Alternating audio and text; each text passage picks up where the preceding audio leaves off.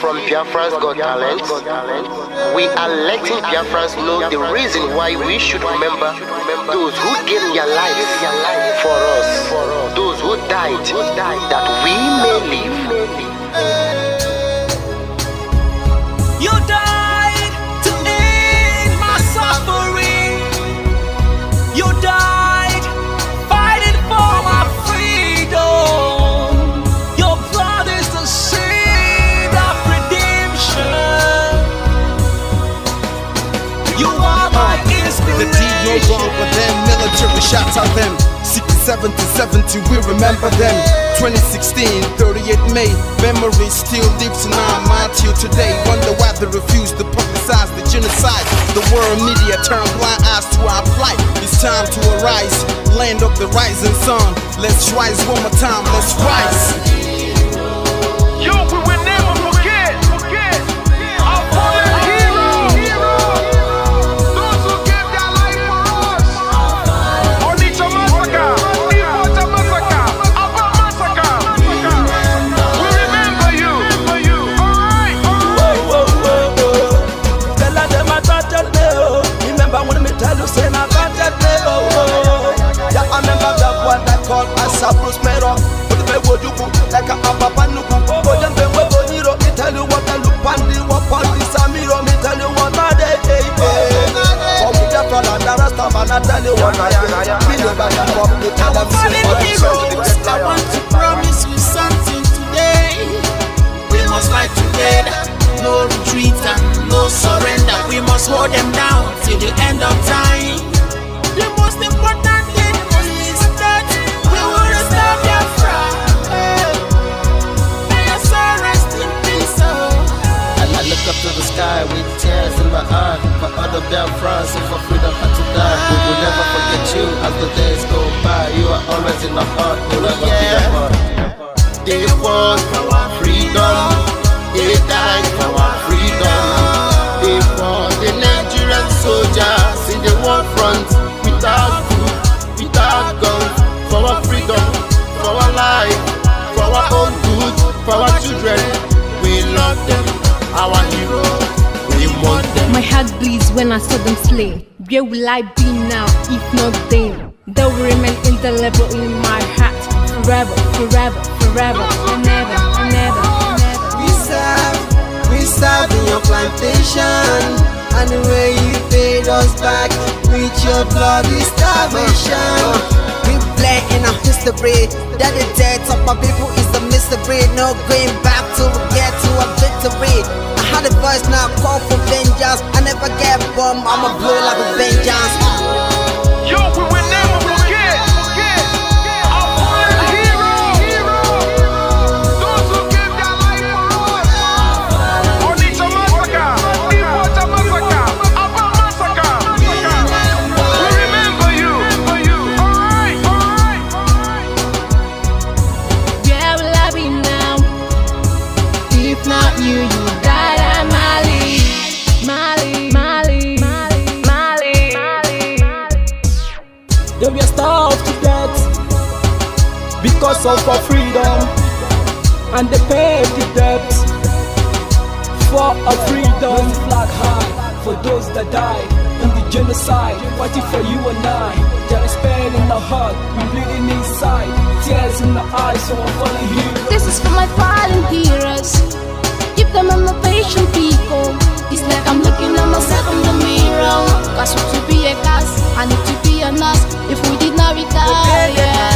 They paid the ultimate price. They died for me, for the freedom of my unborn child. We live for the legacy.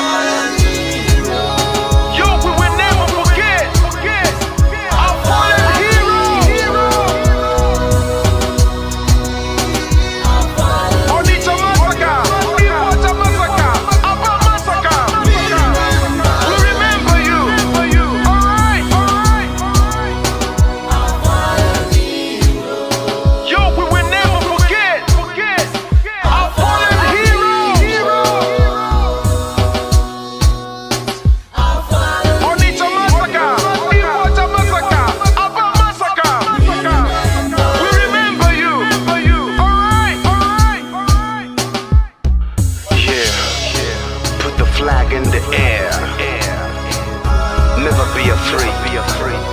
March on, cause we are more than conquerors. Yeah, you know what it is.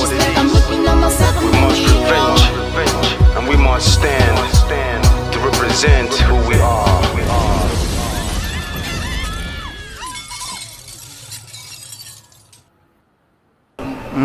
Akara m ihe mbe na-eme mbe si ma chọrọ ofu ukwu ehi ma nke ọzọ mụ achọrọ ihe niile ma ụkwụ ya ma aka ya ma isi ya ma olu ya anyị ga-adọbiri wee pụọ na nke onwe anyị tigata azụ etu anyị nọ tupu ndị ọcha wee bịa ebe a nwa aha obodo ebe a nwe ndị mmadụ n'ime tupu nwa bekee si ebe o si hapụ obodo ya ọ bịa ebe a ọkpọrọ onye nke ọkpọrọ okeke ọkpọrọ okafọ dakata anyị isi ọ sị n'ụbọchị nke taa na anya aha anyị wuzi Naijiria anyị na-aza aha na-enweghị omimi n'ime ya ngwa gị gbasị biko kọwara m ihe Naijiria pụtara enwepụghị kọwara m ọmụa ga-aza aha osimiri ka osimiri ga-aza aha mụnwa n'ihi ihe anyị na-ekwuwu na ebe a rụgidere ụlọ a na ọ jọgburu onwe ya ọ dịghị mma Naijiria agaghị emekọtanwu ihe ọzọ ihe ọjọọ emego n'obodo a arụ emego egbugo ndị be anyị aka na-egbukwa anyị ndị Fulani wee chere na mabata be anyị ka na-egbukwa ndị be anyị ruo ụtụtụ echi a na-asị m na ọ ga-adị mma oge ọ na-ekwekwu ka nwee mmekọrịta bụ nke ndị nrụkọ nke ndị ụmụnne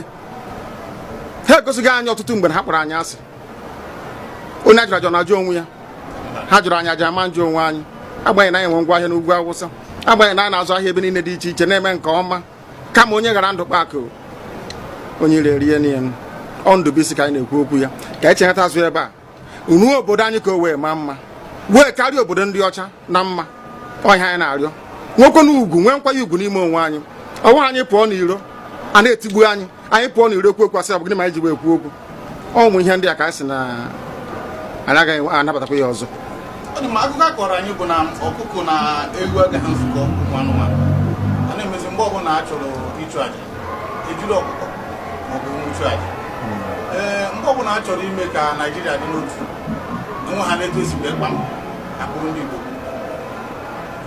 ọ pụtara na anyị bụ ọkụkọ maọbụ ka ọ pụtara na anyị agaghị nzukọ mere ya bụ ihe eji eme anyị bụ ndị Igbo ụdị na ọbara ndị Igbo akpafu n'obodo Naijiria agaghị ọ bụ site na akpọmasị ihe na-eme anyị dị ka ihe mere ndị ji oge mgbe gara aga etu ọkụka mba niile dị iche iche ji kpọọ ụmụ Izrel asị a na-egbu ha a na-egbu ha afọ niile aka na-egbu ha o wee ruo oge ugbu anyị asị na ogbugbu a na-egbu anyị na ọ dịghị anyị mma ọ ka mma na onwe ihe kegbuo anyị nwere onwe njem a nke anyị na-aga kama na na-esi etete n'ụtụtụ asị na onwe onye gburu ebe a onwe ha na-ekwu okwu odo na nyere onwe onye n'aka ụkọchukwu n'ugwu Awụsa ebepụ isi ọnwụghị ofu ugboro ọnwụghị ugboro abụọ ọnwụghị ugboro atọ ọnwụghị ugboro anọ ọ bụ ruo ole mgbe ka a ga-egbugide anyị wee rue anyị asị mba na anyị ga-aga ka anyị nwee ike wee nwere onwe anyị ọ ka mma na anyị nwụrụ ebe anyị na-azọ nwere onwe tụbụ na anyị nọ n'ụlọ etu a mmadụ ibe mabata n'ime ụlọ mbịa bupụ m isi a sị na-achọghị ụdị nka ọ bụghị anyị maka a ga-eji wee chụọ àjà ọzọ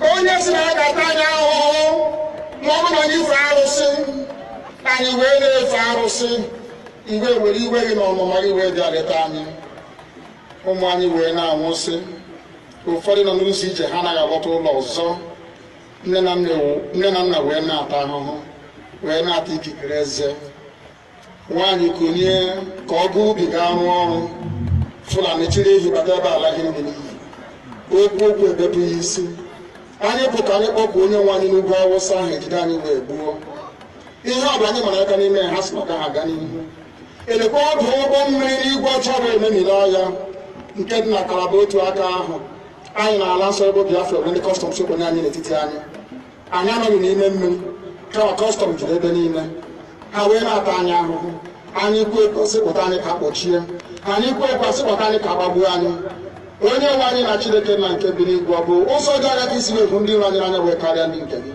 akwa anyị bụ ụmụ Chineke akwa ọba aha anyị ka anyị na-aza akwa ọba anyị nwe na-aza ike Chukwu akwa ọba anyị nwe na-aza amara Chineke akwa ọba anyị nwe na-aza Chisom akwa ọba anyị nwe na-aza Chizọba nna nke dị nsọ onye ime eluigwe dịka otu onye iro dị na anyị bụ ụmụ gị bịa ka iwe zọpụta anyị bịa ka iwe napụta anyị n'aka ọjọọ ihe bịa ka iwe lụọrọ anyị ọgụ bịa ka iwe dịtụ ozu ọ bụ ọkọwa mgbe mmiri na Goliath Chineke nke igwe ruo ebe mi na fero site otu a mee ka fero ka ọgụzọ n'ihu ụmụnne anyị ga-ebi ka o wee taa akọkọ igiri ọtọ ọsọ ị ga na-edu anyị n'ụzọ niile nke ezi omume ọ bụla adịghị na anyị na-aga ndagwurugwu onyinye ọnwụ ọ bụ nwa bụ ekele n'igwe n'ụwa onye ọbụla kere gị n'oge malite n'oge ọgwụgwụ kama anyị nwe anyị gwa anọkwa ahụ ofu ụbọchị anyị ga-anwụ n'ezie kama ma akpọ na okwu gị na-anọgide ego mgbe ebighị ebi ọ bụ ya mere anyị ji were gị n'anya isi anyị wee na-asị nna nke dị nsọ bịa ka iwe gosi anyị Biafra na ndụ na-abụghị n'ọnwụ bịa ka iwe na-ekebe gị na amara gị wee kpuchiri anyị ka uwe bịa ka iwe zọpụta ndị nke gị bịa ka iwe mee ka Biafra wee bịa ka anyị na-ewetụta na nsọpụrụ na ịja mma site n'aha gị onye bụ Chukwu nke abịa ma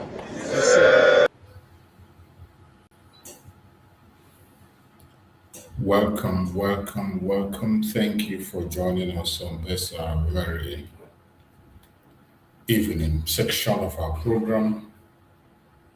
I appreciate everyone that has connected wherever you are connecting from. Please like and share the program on your platform. Share to family and friends. Share to anyone that is close to you, those who you can be able to reach out to. Share to them so that they can be able to get this message that is being preached. Wherever you are watching us from, don't listen alone. Just make sure you pay attention and listen to the message. If the message resonates with you, like and share. If the message does not resonate with you, you have the right to walk away. In this platform, we don't come here to instigate violence. We don't come here to preach hate. My platform is not for attacking people or individuals. This platform is a place that people air their opinion. In this platform, we promote love, we promote peace, we promote unity.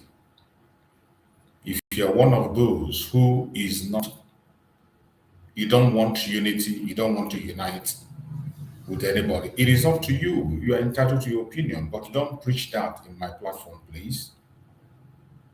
And in this platform, I am here to support every Biafran group. I'm here to support every Biafran group. Some of us that come on the comment section to type don't even know what Biafra is all about. You don't know what Biafra is all about. The people you are castigating and talking about, you don't know them. You are not better than them.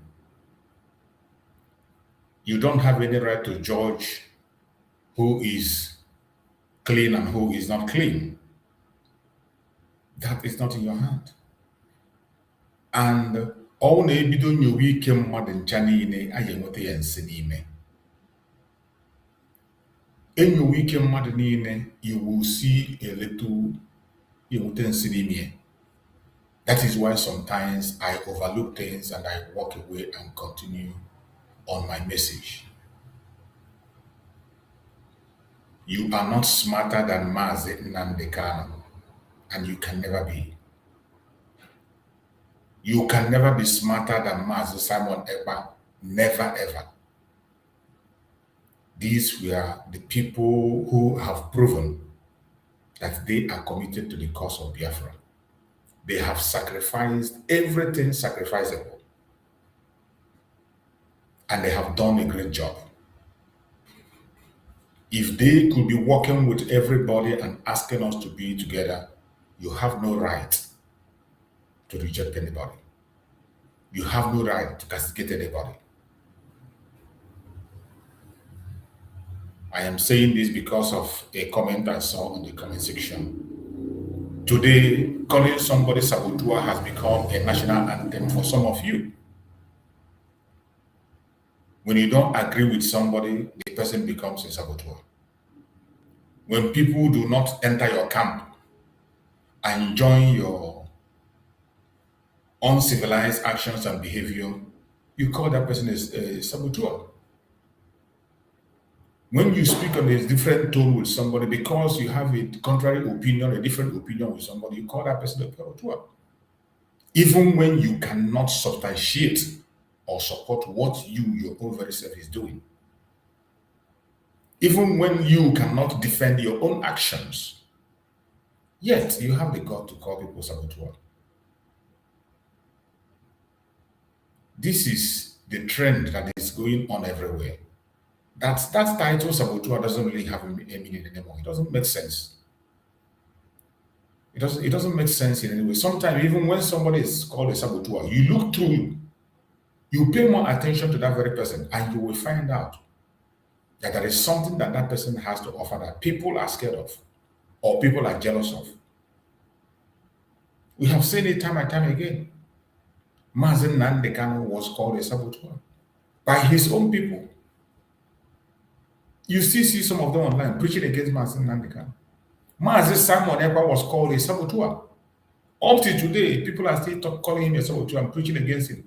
Even people in the organization that he formed.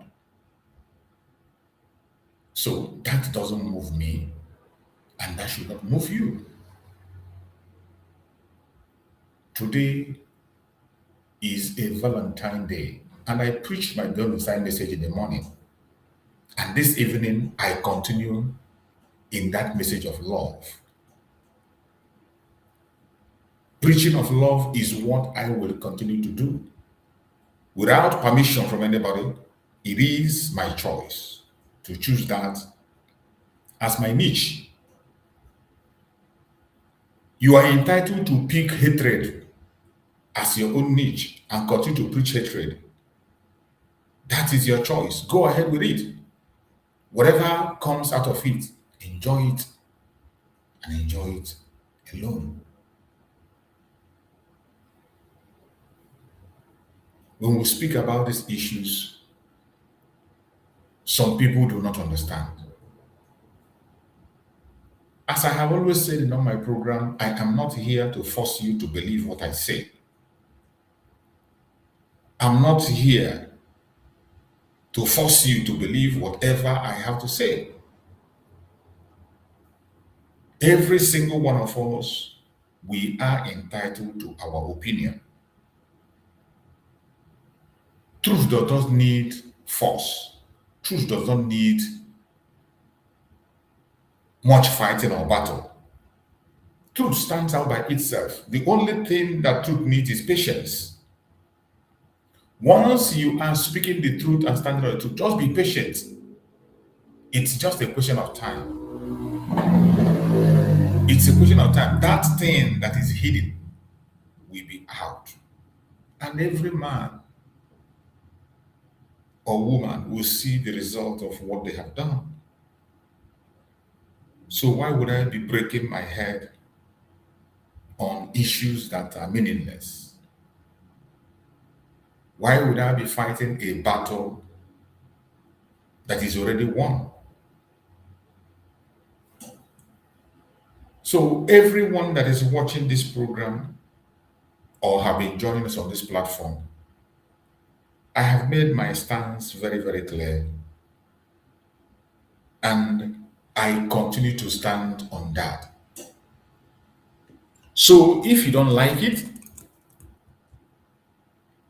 it is up to you. You have the right to make your own decision. I have made my decision that I cannot be part of any divided nation, but a united nation. And when I speak about the United Nation, United States of Biafra, I talk about unity of purpose. I will never be part of any divided Biafra to preach any divided state of Biafra. I'm preaching United States of Biafra. We must be united. I don't care the group you are. I don't care the group where you belong. But we must be united. And the unity of purpose is what I'm talking about. So if you are one of those who is bent on pursuing a different agenda, if you're one of those who feel that hatred is better than love, good luck for you. Good luck to you. Who am I to force you to do what you do not want to do? Who am I to direct you? Who am I to mold you into what you don't want to be? You have the right. the absolute right to choose the kind of life you want and live it. Today is a day that people show love, a day that people show kindness, a day that people make new friends. If you cannot be able to touch on unity today of all days, when are you going to accept it? When are you going to stop it? Some people will just come from nowhere, people that do not know their left and their right, and you write a statement, you issue a statement. If you ask the person to substantiate, they has no information. There's nothing you can say. All you know is what you are being told. But you see them simply because you have access to data, you feel you can just come in and type anything you like on my live program. You feel you can just come and you type anything and walk away.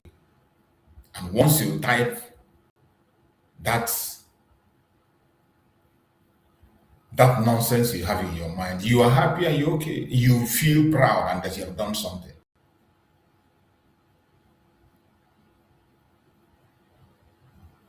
I don't know what you think you're going to gain from creating chaos. You don't want to hear somebody talk about unity. You do not want to hear somebody talk about oneness. When you see somebody talking about unity, you get agitated. Who made you a judge to decide who is right and who is wrong? And what makes you think that you, in your little mind, that you know what you are doing? What makes you think in your little mind that you know what you are doing? And what makes you think in that your little mind that you are right?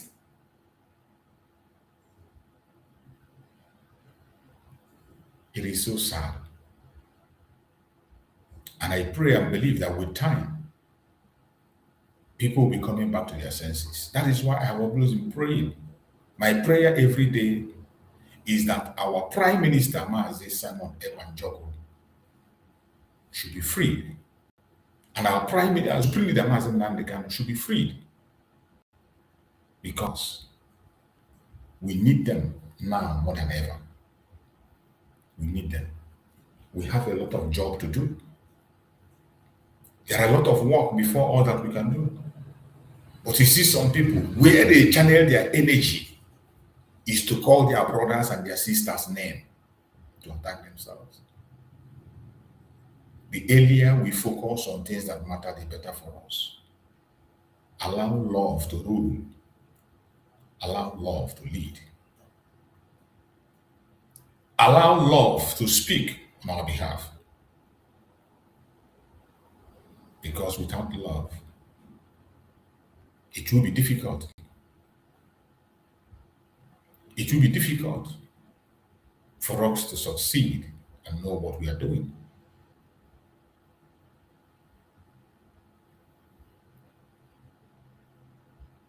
Every single one of us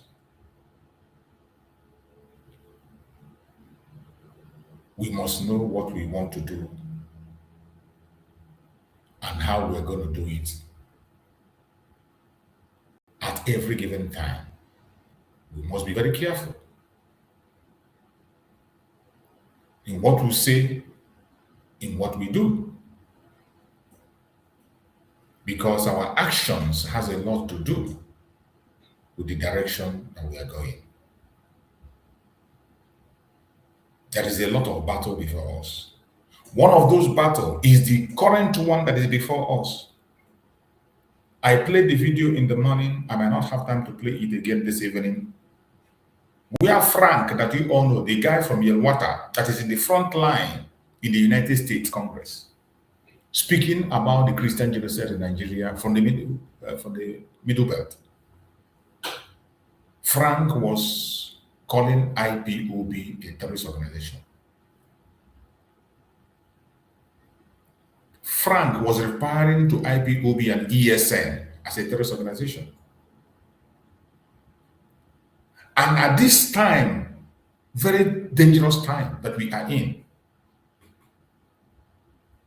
all you need to do is to speak up against that lie. You will not do it. Instead, you focus on tarnishing the image of your brother and your sister that have offered sacrifice a lot. Sacrifice a lot in the struggle.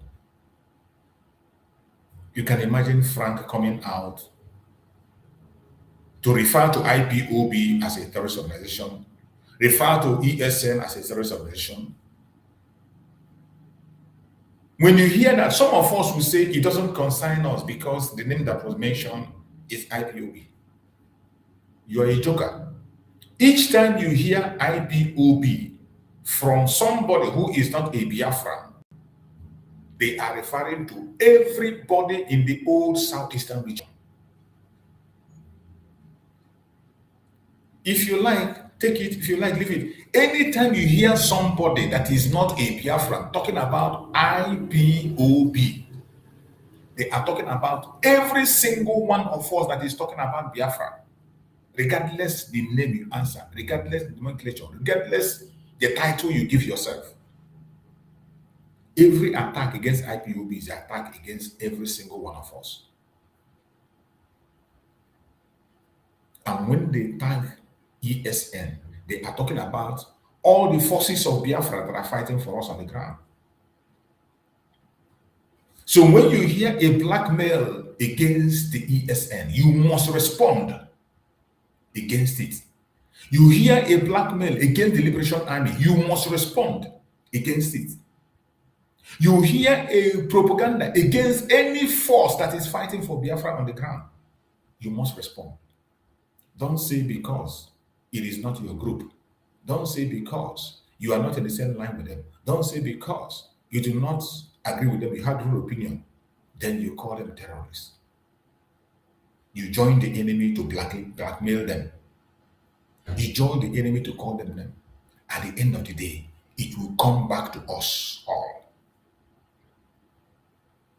This was the same thing the DOS were doing against Master Simon Ekpa. They were calling Master Simon Ekpa terrorists everywhere. They were blackmailing Master Simon, calling him different kind of name. Today, are they exonerated? They are not exonerated.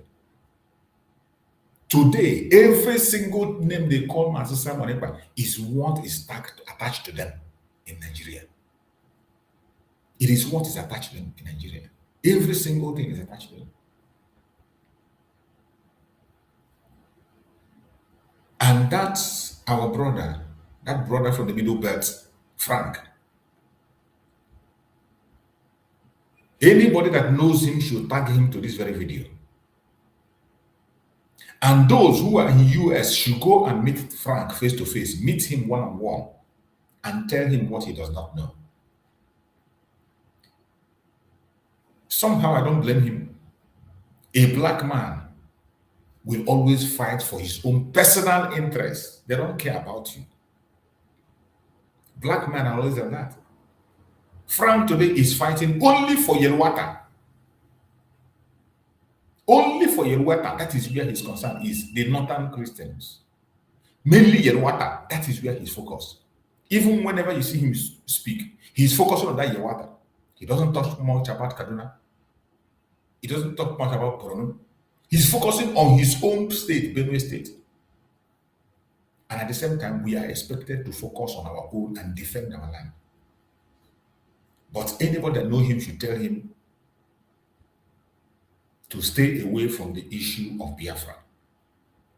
He should say what he knows and do not interfere in what he does not know. IPOB is not, has never been, and will never be a terrorist organization. The ESN has never been and will not be a terrorist organization. They have not been involved in any crime whatsoever. Everything that has been pushed against the ESN and IPOB has been a propaganda. And that is why in the whole world, the only place where IPOB were proscribed is in Nigeria. A terrorist country. Only a terrorist country proscribed IPOB. There is no genuine country in the world that prescribes IPOB. If you know Frank, tell him that the terrorism that is happening in Biafra land is carried out by Nigerian government. The same way Nigerian government is sponsoring the Fulanese against them in their own area, the same thing is happening in Biafra land. That same thing he's seen happening in water is what the reason they are not seeing it in a very large scale. The reason they are not seeing it in a very large scale, like when they come, they burn us and take the life of 200, is because of the presence of the ESN, the presence of the Liberation Army of Biafra. That is the only thing that is deterring them from taking life. It is on record that on so many occasions when they came to Enugu State, Ebonyi State, and took innocent life, the ESN went in and drove them away. On several occasions, the ESN has faced these terrorists, challenged them, faced them one-on-one in Ebonyi State and in Enugu State. It is because of the presence of the ESN. That is why the Liberation Army, that is why they cannot. Because of the presence of the Liberation Army, that is why they cannot freely operate in Biafra land. If not, the same massacre you are seeing in the Middle Belt is what you will see in Biafra land. The only people that are carrying out operation against the innocent in Biafra land is Nigerian military. Nigerian military that has recruited terrorists, gave them uniform and guns and pushed them to Biafra land. And they are taking innocent life on daily basis. This has been happening again and again and again. So anybody that knows Frank should tell Frank, if you do not know the situation of things in Southeast, don't mention. Speak about your Yelwata that you are very familiar with. Speak about your area. Focus on the Yelwata that you are familiar with. Remove IPOB or ESN from your mouth. Because even the United States of America knows what is happening in Biafra land. The insecurity in Biafra land, the terrorism in Biafra land, the genocide in Biafra land is conducted by the federal government of Nigeria. It is not a propaganda. We have facts and evidence to prove that. One of the very common evidence that is seen is the operation of Asare Dokubo in Igbo land today. Asare Dokubo was contracted by the federal government of Nigeria to take the life of Biafrans. Most of the mass grave you saw and skeletons you see that police will go and say ESN, these were massacre conducted by Asare Dokubo and his boys. We have seen them on videos where they murdered innocent Biafrans for no just cause, for no reason, simply because they are Biafrans. We have seen them even on video. And Asare Dokubo came out and testified, threatened that he would do it again and again and again. He boasted about it. Asare Dokubo on video boasted about it. That I've killed you people before. You want me to continue to kill you? That I'm going to kill you again. So why do Frank has to speak about terrorism in Biafra land and you try to attach it to IPOB and ESN? Where was Frank when IPOB started with Nnamdi Kanu?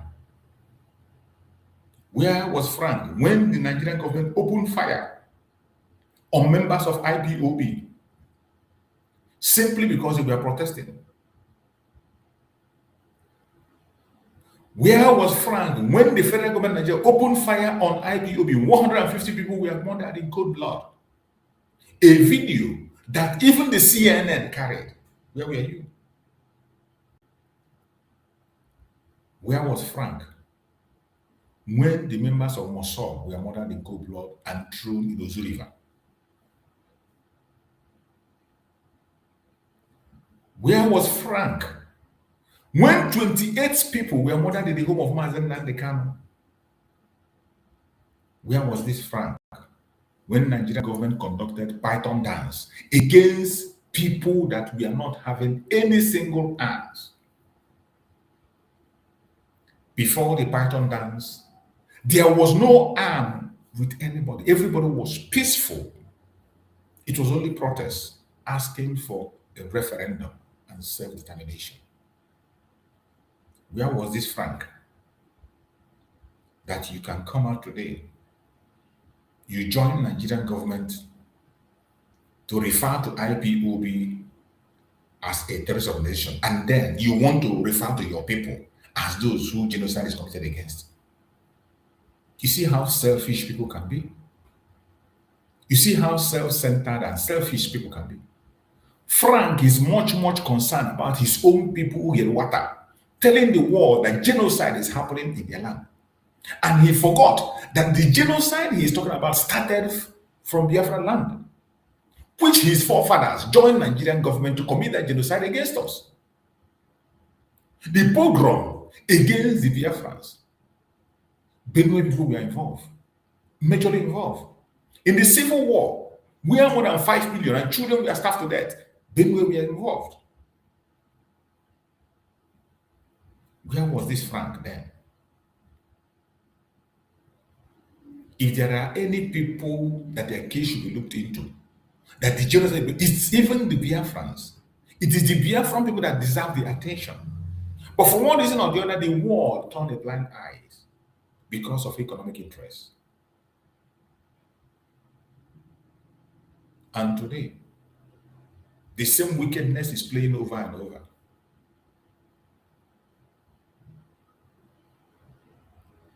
The same person who claimed that his own people have been attacked.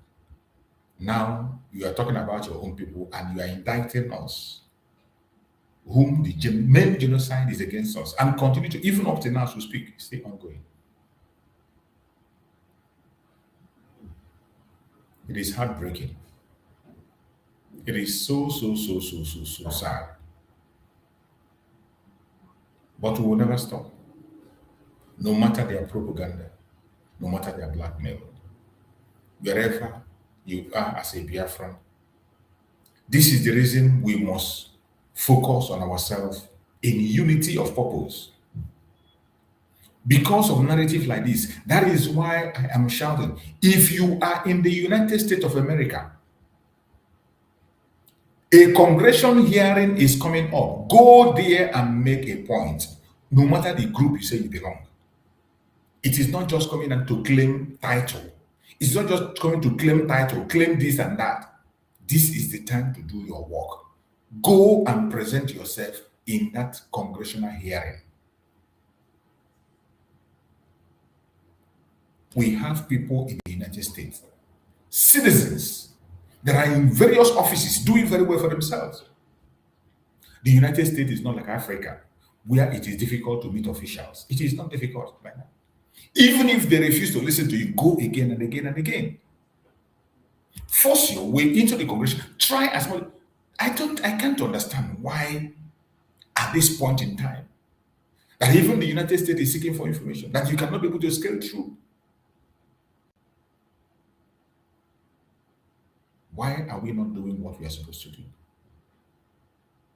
Instead of us pushing forward to make our voice heard, nobody will speak. You see, Frank is fighting for his own people. And if it takes indicting us for him to make his own voice heard, he will do it.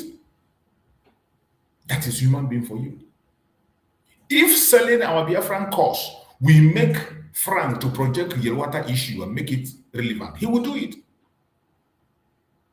That is why we need representation. We need to represent them properly. It is not representation, it's not just by claiming. Not just by claiming that you are representing Biafra. Not just by claiming that you are this, you are that. We need practical representation. And when we see it, we will know. Mazen Nnamdi represented. Mazen Nnamdi represented the Biafran people. We didn't need to ring bell. He didn't need to call us. We saw it. and we believed. Master Simon Ekpa represented the Biafran people, did extremely well, both in Finland and elsewhere around the world. And we saw it and we believed. We need somebody to do the same. At this time, critical time that the world is changing, in this new world order, as the new world order is drawn, somebody should be there to speak for us. I beg you all, more especially those that are in the United States of America, take it as a challenge. Starting from this boy, this man, Frank, this statement he made in Nigerian news, in the channel television where he was interviewed, Frank was referring to IPOB as a terrorist organization. Frank was referring to the Liberation Army of Biafra, the ESN, as a terrorist organization, even when he has no evidence whatsoever. We have thousands and thousands of evidence of the atrocities of the Nigerian government in Biafran territory. We have evidence of their false flag operations, how they destabilized Biafra land. Muhammadu Buhari single-handedly gave that contract to Asare Dokubo to destabilize Biafra land, and Asare Dokubo took that contract and massacred our youths. But today, nobody is out there pushing out these informations and sounding it in the congressional hearing. Another hearing is coming up. We need somebody to be there. Another hearing is coming up. We need somebody to be there to speak. We need somebody to be there to speak. We have died enough. We cannot continue to die. We have sacrificed enough. We cannot continue to sacrifice. It is high time we fight for our lives. Today being a Valentine Day, it is a day of sacrifice. Everybody should prepare to make the sacrifice. I am calling for those in the United States. We need you to do this for us. Go to the congressional hearing that is coming up. On this bill that is going to pass, the hearing is going to be conducted, and people are going to be invited. Try to find your way. Don't say it is not possible. It is possible. We have people that can make it possible. Find your way to go to that congressional hearing that is coming up. Because this bill that is going to be passed, more names are going to come out. More things are going to happen. If you keep silent, you might wake up one day and realize that they have put our name among the terrorist group. You might just wake up one day and you discover that our name is now in terrorist group. That is why we must have to do what we have to do, and do it now.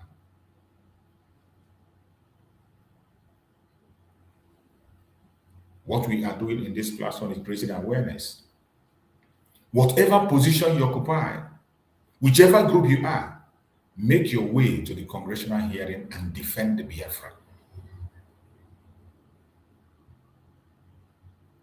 Whichever group you belong, whatever title you occupy, make your way to the congressional hearing in the United States. More especially, Biafran citizens, make your way there and defend. More especially, Avid has been doing a great work. I hope Avid can get their hand across to this very video that was made by Frank. I hope Avid, they saw this video made by Frank. That video is indicting and implicating. Frank is not just somebody on the social media talking. Frank is somebody who the congressmen talk to directly. He has testified several times in the United States. So when he makes some careless comment, we must confront him, and confront him immediately. I urge everyone, if you can tag him to this video, tag him. He should retrace his step. We are not terrorists. We have never been terrorists, and we would never be terrorists. We have not been involved in any crime. We have been having our peaceful agitation until Nigeria has always introduced violence with their groups. They have done it over and over again. That is one of their false flag that we all know. During the NSAS, the Nigerian government introduced violence. End bad governance, they introduced violence. When the Shiite group were protesting, they introduced violence. In the issue of Biafra, they have been introducing violence and they do it over and over and over again. So how can anybody come and begin to refer to us as terrorists? It is a shame. And every Biafran need to add their voice. We need to speak up. Those in the United States should go and meet Frank face to face. Sit him down and educate him. He is focused on the Yelwata. If he doesn't know about Biafra issue, he just keeps silent. If he doesn't know what is happening in the Southeast, he should just stay away from it and talk about things that he knows. You can't be using the government misinformation against the Biafrans while when it comes to your own area, you disregard the government misinformation. It doesn't work that way. And somebody should call his attention before he gets out of line. So my fellow Biafrans, I appreciate every one of you, and we thank Chukwu Okike that he made it into this Valentine of this year. It's a time of love. We need to share love among each other. We need to share commitment among each other. We need to share concern among each other. We need to share commitment among each other in this Valentine Day. It is not enough to make noise about Biafra. Oh, I'm a Biafra. I am this, I'm that, I'm that. It is not enough to make title. It is not enough to carry Biafran flag and run around. It's not enough to say Mazen Nnamdi is my leader, Mazen Samanaka is my PM. It is not enough. We need to be ready to make sacrifice for our future. And the time is now. May Chukwu Okike be blessed for making it possible for us to make it this far. We thank Chukwu Okike who gave us the strength and power, made it possible for us to be alive up to today. Many of us could not be able to make it. Not because they committed a crime, not because they are sinful, but the grace did not cover them. That you and I made it up to this time is not because we are too smart. It is not because we are too intelligent. It's not because we are too special. It is just the grace of Chukwu Okike. Only Chukwu Okike knows why he allowed us to make it this far. Because we made it this far, we need to show commitment and be ready to sacrifice for Biafra. And the time is now. So my fellow Biafrans, as we go forward, remember every evening we also go in their media to bring their lies, their propaganda, their distraction, and the evil of Nigeria to the world to see. So we are going to go to their conventional media now. We'll go to their conventional media and we are going to watch the interview that was granted to El-Rufai, the midget, the leader of the terrorists, the person who invited the terrorists that Nigeria is seeking today. We are going to watch the interview that he was granted. In that interview, so many questions were asked, he answered, and so many surprises came up. So I want us to listen to that very interview that was granted to the midget, El-Rufai. After that, we're going to look to another video again. The purpose of going through these videos is for us to know how to approach things, because we don't just be on it. Just like that video that was made by Frank. If we are not watching their conventional media, we cannot see these things. So we need to watch them. When we see their lies, we debunk them. When we see their propaganda, we face it and wipe it away. Because When you hear something, you keep silent. It means you agree. Silent is an agreement. When you keep silent, it's a sign that you agree with what happened. That is why we will not keep silent. We go to their media, we listen and hear what they are saying, and we debunk them. Expose those we are going to expose. So let us listen to this very interview that was granted to the midget Rufai. Then we can follow up.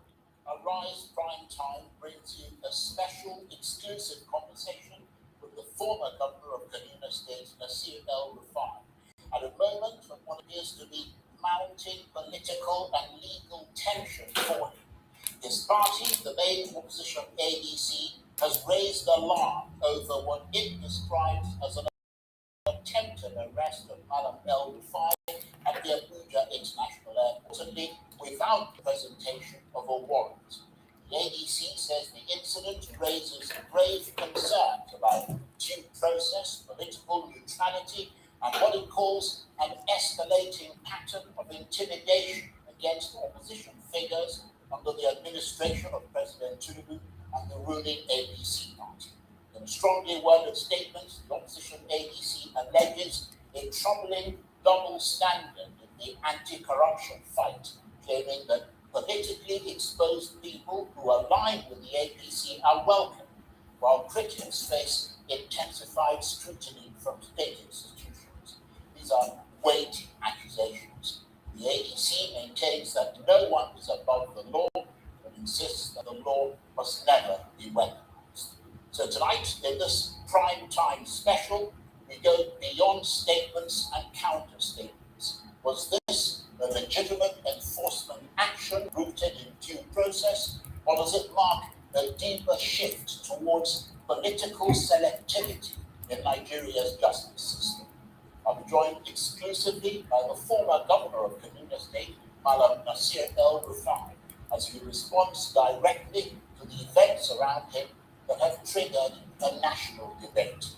And later, in the time-honored interest of journalistic fairness and balance, the other side gets its right of reply.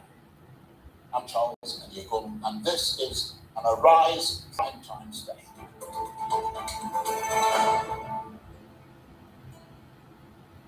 Now, it was meant to be a routine return from Cairo. Instead, it became a political flashpoint.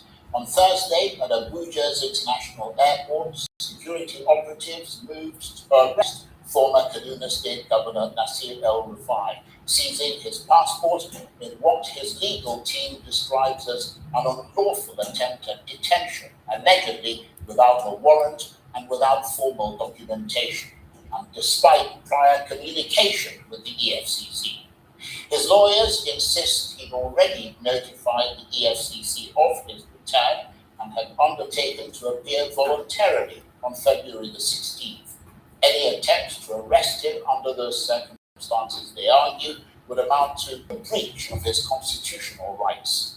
The incident has brought the line between law enforcement and political intimidation under sharp national scrutiny, with Mr. El-Rufai's party, the opposition ADC, insisting that it reflects a dangerous pattern of selective pressure from opposition voices under the administration of President Tinubu and his ruling APC. More pointedly, the ADC accuses the administration of double standards, claiming that politically exposed people who align with the APC are embraced, while critics face heightened scrutiny from anti-corruption and security agencies. The ADC insists that no one is above the law, including Nasir El-Rufai, but warns that the law must never be weaponized against political opponents. So tonight we ask, was this an enforcement action grounded in due process, or does it signal a troubling turn towards political intimidation and normalization of selective justice? And for a former governor who once stood at the very heart of power, what does it mean to now allege persecution from the state? And I'm suitably delighted to say that the former governor of Kaduna State and former minister of the Federal Capital Territory of Abuja, Nasir El-Rufai, joins me now exclusively in the studio. Thank you very much indeed for coming in. Thank you, Charles, for inviting me. And I know we're in February, but I want to wish you a happy New Year, because we haven't seen you. Indeed, we haven't. Walk us through exactly what happened from the moment you landed in Abuja. Who approached you? What did they say? And at what point did you believe that due process had broken down? Well, I came out of the plane, and a young man that is well dressed with a nice suit came to me and said, I am from the DSS, Department of State Security. I would like to meet with you in our office. I said, that's fine. Where is the letter of invitation? He said, my bosses have it. I will escort you to them. I said, I'm going through immigration. I have to do that. Just get me the letter. So he said, okay. But I noticed that as I started going, more and more people came out. Apparently, I didn't know because I slept through most of the flight, and even when we landed, I didn't call any of my guys to learn what was going on. But apparently, they had moved about 50 DSS operatives to the airport with the specific instructions that I should be detained, I should be abducted and detained. I'll come to other details. But so we started working, but I saw more people coming out. You know, I'm a politician, I'm used to crowds, I'm used to people surrounding me. And then as we moved forward, we came to the point that I either go right for immigration or left for the e-visa. And the two officers came forward, one big fat one, and another about my height. I said, we are from the DSS, so we are going this way. We need to go to your office. I said, I'm not going to your office.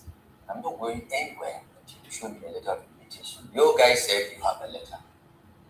He said, no, sir. He said, if you don't have a letter, I'm not going. You know my house. I live very close to the DSS headquarters. I can even walk down there if you bring the letter of invitation.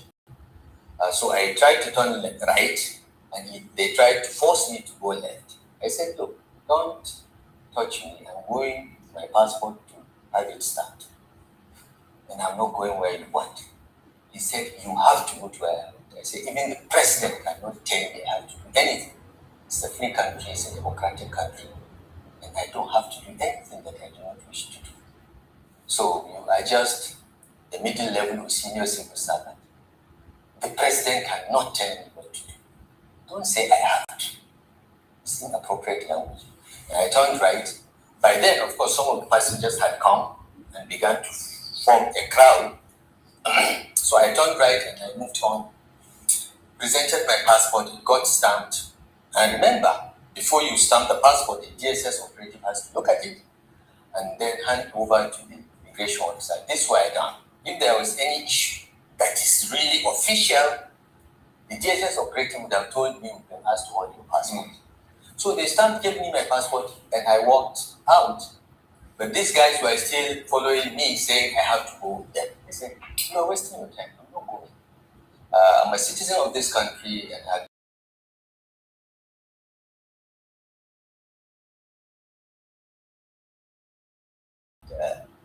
I have been in government long enough to respect institutions. So just give me a letter of invitation. If you don't have a letter of invitation, forget it. I'm not going.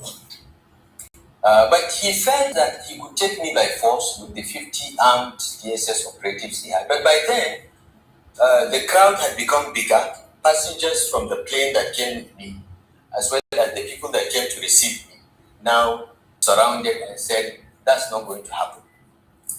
They came up with a second scan. Where is your passport? I said, it's just been stamped. You saw it stamped. Yes, and then one of the immigration officers that is surrogate said, no, we want to check something with the passport. I said, sorry. One of the passport is stamped is my private property. And I held on to it. But one of my aides quickly took it away from me, maybe thinking that he would protect it better. That's the aide that got beaten up. And they seized the passport from him. They beat him up. They beat him up. If I had the passport with me, I would I would not be talking. So this is essentially what happened. They were overpowered. They came with 50 people, but I think maybe 45 out of the 50 decided that this is not appropriate or this is not possible. And I was actually quite touched, just by the way people spontaneously, without any knowledge or any plan, decided that this must be resisted. And I think it portends a danger that the security agencies need to have a rethink. Because once people begin to lose confidence in the neutrality of such institutions, we're on our way to anarchy. Right, so let's just be very clear. Thank you for explaining very elucidely what happened. But I want to add something else, because my lawyers issued a statement after that, mentioning EFCs. I want to say very clearly, it wasn't the EFCs, okay? It was the DSS. Right. But the DSS were procured to abduct me by the ICPC that has never communicated with me ever. Okay, the EFCC had written to me while I was away. You said I would like to have a chat with you over certain issues. And I replied, my lawyers replied that, well, I'm not in the country, I'm on my annual vacation.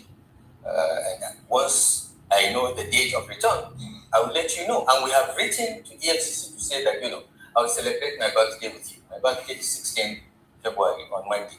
I will celebrate my birthday. I will come and see you at 10 a.m. on the 6th. So it wasn't the EFCC.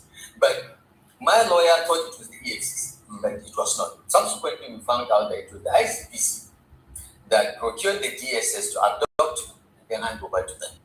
And this is a modus operandi of the ICPC that increasingly has become a personal tool of Nuhu Ribadu.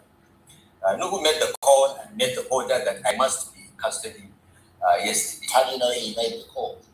He made the call because we listened to their calls. The government thinks that they're the only ones that listen to calls, but we also have our ways. He made the call, he gave the order, and so you tapped his phone calls. Someone tapped his phone and told him, because I want you to pay attention to this part. That they tapped the phone of the NSA to get information. You can imagine how Nigeria operates. That some people are above the law, that they can get any information that they want. The National Security Advisor's phone was tapped, and they got information and the calls he was making.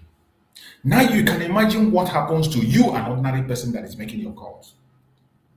And then ask me, if they can have that access to tap the phone call of the NSA, and yet the terrorists are moving around collecting ransom without anybody dictating where they are coming from or where they are going. Now you know how evil and bad Nigeria is. When we talk about a failed state, you see him admitting on a national TV of tapping the telephone of a national security advisor. Of course, every one of them is on the same boat. And he had him say it, that the government can get information. They also know how to get. They have experts that tap phone calls for them. And these people, every one of them is fingered in the operation of these terrorists. Every single one of them. This man that is speaking was one of those who went outside to bring terrorists into Nigeria. Every one of them has access to information that you and I do not have. They can reach to these terrorists. They know them, they interact with them, but they will never do anything about it. This information he delivers here speaks volume. And Charles was able to ask him, that means you tapped? He said, yes, we tapped the phone of National Security Advisor and they got what they wanted. And you still think you have a country called Nigeria. I'm sorry. I know, but the government does it all the time. They listen to our calls all the time without a court order. But someone... Did you hear he respond? They told him what you did is illegal. He said the government do the same thing all the time, so they have the right to do it too. Can a Biafran have this boldness to speak the manner that this man is speaking? That you tap the phone call of National Security Advisor. Now you understand how decayed Nigeria is, how dangerous it is to be a Nigerian. Now you understand. Tapped his phone and told us that he gave the order.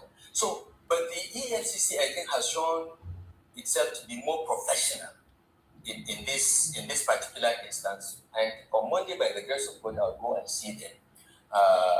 Yesterday, around 5 p.m., ICPC finally did the right thing, not the DSS that tried to abduct me, by bringing a letter to my house to say, we want to see you on Friday the 13th. My lawyer wrote back to say, guys, my client is not an idle person that has no program. He's just waiting for a letter from anyone. We will, we've received your letter. We will, now that you've written an invitation, have the courage to write an invitation. We will honor the invitation. But on Monday, we are going to EFCC that has written before. So we'll go there. After the EFCC, we'll go to ICPC on Tuesday or Wednesday. I don't know what the lawyer has written, but this is so. This is the current state of things as far as we know. Okay. Well, let me just make clear that the Office of the National Security Advisor has a right of reply. That is how we operate journalistic fairness. Absolutely. So, because you've made an allegation against him saying that he essentially gave the order to come and pick you up. Yes. They have a right of reply if they so choose. Yes. But and yesterday they met the National Security Advisor, the Governor of Kanu State, and the Chairman of ICPC met, and they have decided that I must be abducted today.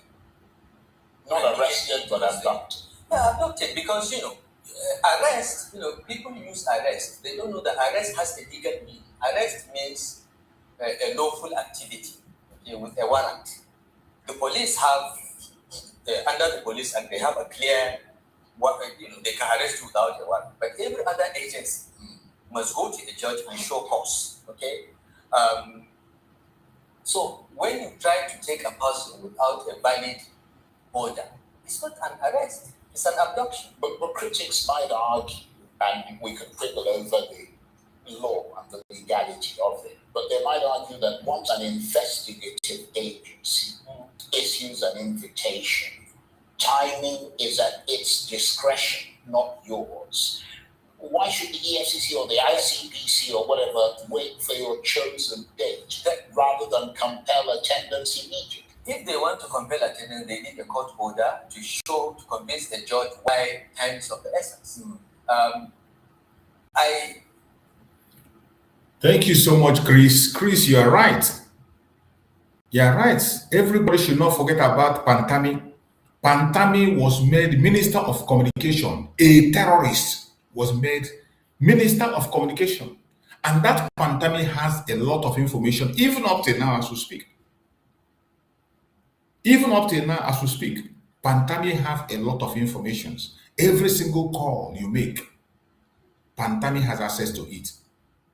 Wherever you make your call, Pantami have access to it. Pantami can clean data. He can wipe out data that you cannot see them. He can fade out data. Why you see they say they can't track terrorists? Oh, they are using foreign SIM card. They are using this SIM card. All this is a lie and deceit. Thank you for reminding that, Chris. Pantami, we know Pantami, who was being put there to track calls, every single call, Minister of Communication, somebody that is a terrorist. Everybody should remember that. Don't forget that. So when you see these people talking about how they tap phone and all that, remember Pantami, because he's a close associate of this man. There is no law in Nigeria that says once you're invited on a particular day, you must go that distance. You have your life, you have your plans, and some things cannot be postponed. You may have business transactions that you lose millions of dollars. They are not going to compensate you if you miss those. So the law does not give them blank check to call you at their convenience. If it's not convenient, your lawyer will try and negotiate and say, look, you come at this time. Right. Other critics might say that powerful politicians like you often frame investigation as persecution. Why should Nigeria see this as a constitutional issue and not simply due process catching up with you? Look, Charles, I've been in public service from 1999 to 2007. I left, went into opposition for 8 years, and have been in government for another 8 years. Okay, so I have 16 years record public service, and I have challenged every Nigerian that has worked with me or knows me to come forward to you and expose me if I've ever taken a bribe, or demanded a bribe, or done anything unlawful in the course of my duties. I have said that on national television, 250 million Nigerians to come forward and prove me wrong. Well, okay, so I'm coming. Sure. And in this latest round of persecution, I've been persecuted before by the Edward Jonathan administration. That's what documented in my book, that's in the public servant, where they investigated. I continued to found nothing. In the end, I was charged to court for one alleged offense that in my tenure as Minister of FCT, in which I approved the allocation of land to 27,000 people and companies, one of the 27,000 plots was allocated to my wife. That's abuse of office. They lost. The judge abused the EFCC and warned them not to do things like that. So I have been through this. Now, this round of persecution was designed by the federal government, and they have used my successor, Valentine, to be the enabler. They have investigated me since June 2023 in Kaduna and have come up with nothing. They have arrested my former chief of staff, my commissioner of finance, my commissioner of local government, virtually all our senior officials, my senior advisor, Councillor Jibilawa. They have been interrogated, they have tried to pin things on them, they have charged them to court. Most of the charges are frivolous, and I'm quite confident they will lose, they will all be discharged and acquitted. They have not found anything. In fact, Charles, they have got so desperate now, they have stopped going after those that have worked to be. They now randomly go after businessmen, private sector people that are suspected to be my friends. One of them has been in ICPC detention for 73 days today, even though he has got an order from a court for him to be granted bail. They said they are not going to grant bail. Why? They are under orders. So this young man, Ahmad Sule of TMD, has been in ICPC detention for 73 days without bail. They have procured a judge in Kaduna, whom I have submitted a petition to the NGC for his misconduct. They have used that judge not to grant him bail, to say, I will do accelerated hearing. And he will not accelerate the hearing. They want to keep him until after the elections because they suspect that he is the one that is funding the activities of the ADC. They have looked at his accounts for the past 3-4 years. They have found nothing. They have found absolutely nothing, but he's still in detention. Right. The person that took the story to them is a gentleman called Rahamaniya. I'm sure you've heard of the name. He went and said that this man's business is mine, that he was my friend. Even though I didn't know the guy until 2018 when he came to Kaduna to hear something. So this administration has become desperate. They are determined to bring down everyone. They think that we are like them, that we were thieves in government. So they have done the investigation. They were sure they would find something. Till now, till tomorrow, they found okay. Can I just come in here? Because, there are obviously an investigation is ongoing and it could take a very long time. Yeah.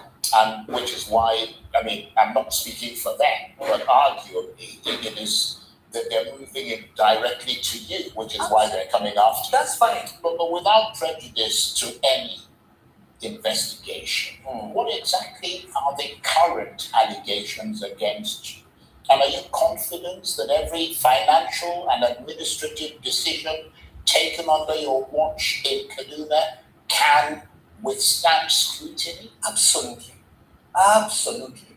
Charles, in civilized countries, you don't start investigation by abducting a person or even arresting a person and keeping him while you investigate.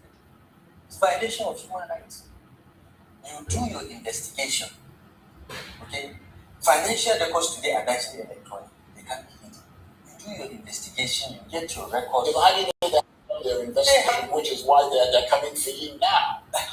They have done their investigation and have found nothing. Okay? Yeah, you don't know that. You haven't answered to them. I will go to them. Right. Charles, I've been around this system. I know what's going on, even in those institutions. I have an idea what's going on. So are you suggesting that political motives are at play? Absolutely. Look, some of the professionals in this institution feel very bad that they're being compared. And when some of my guys that have been invited or abducted face them, when they finish all the questions, they tell them, look, we're sorry, but this is what we need to do. Why don't you guys go and settle with them? Settle with them means what? Submit to be a member of APC. Agree that Tinubu will have a second term. That's what it is. Well, let me ask you a couple of rapid. You're welcome, Bro Max. Bro Max, thank you for joining. Are you there? Unmute yourself, Bro Max. Yeah, Mazi Chus, can you hear me? Yeah, I can hear you. Go ahead. Hello. Yeah, I am still having I'm having network issues, so it has not been easy. I don't know how long it's going to take me. Mazi Chus, I salute you and I salute every Biafran. There is nothing anybody will do here apart from what you just posted. Unity. That is the Valentine gift for every one of us. Unity. Because there is nothing a group of people will do without being unified. Yes. Unity is just the key word. Our mothers people in Igbo land sawa anyukota mamiri ọnụ ọgba ezigbote ụfụfụ. And Aziza, yes, if you see Aziza, a strand Aziza can easily be broken. But when the Aziza is in bunch, it is very, very difficult to break it. These are some of the things someone like me will be campaigning. I have been talking about this. The need for us to come together, irrespective of wherever we are. It is Biafra. Biafra is the only thing that is keeping us together. And how fighting Biafra in different camps. Those that are saddled with authorities to help, diplomatically or otherwise, must avail themselves to the people of Biafra so that we'll be able to ask questions. What have you been doing? How far have you gone? You keep us posted so that we will not be walking in darkness. This is how I see it. As far as I know, I am not getting any information from anywhere. I do not know what to say. I just maintain what I am maintaining because I believe in it. And I believe that it is going to work for each and every one of us. Having said this, you see this man that is talking there now, Erifai, there is nothing Erifai will do that anybody will get him arrested. Nothing. This man is a fool animal. The only time I expect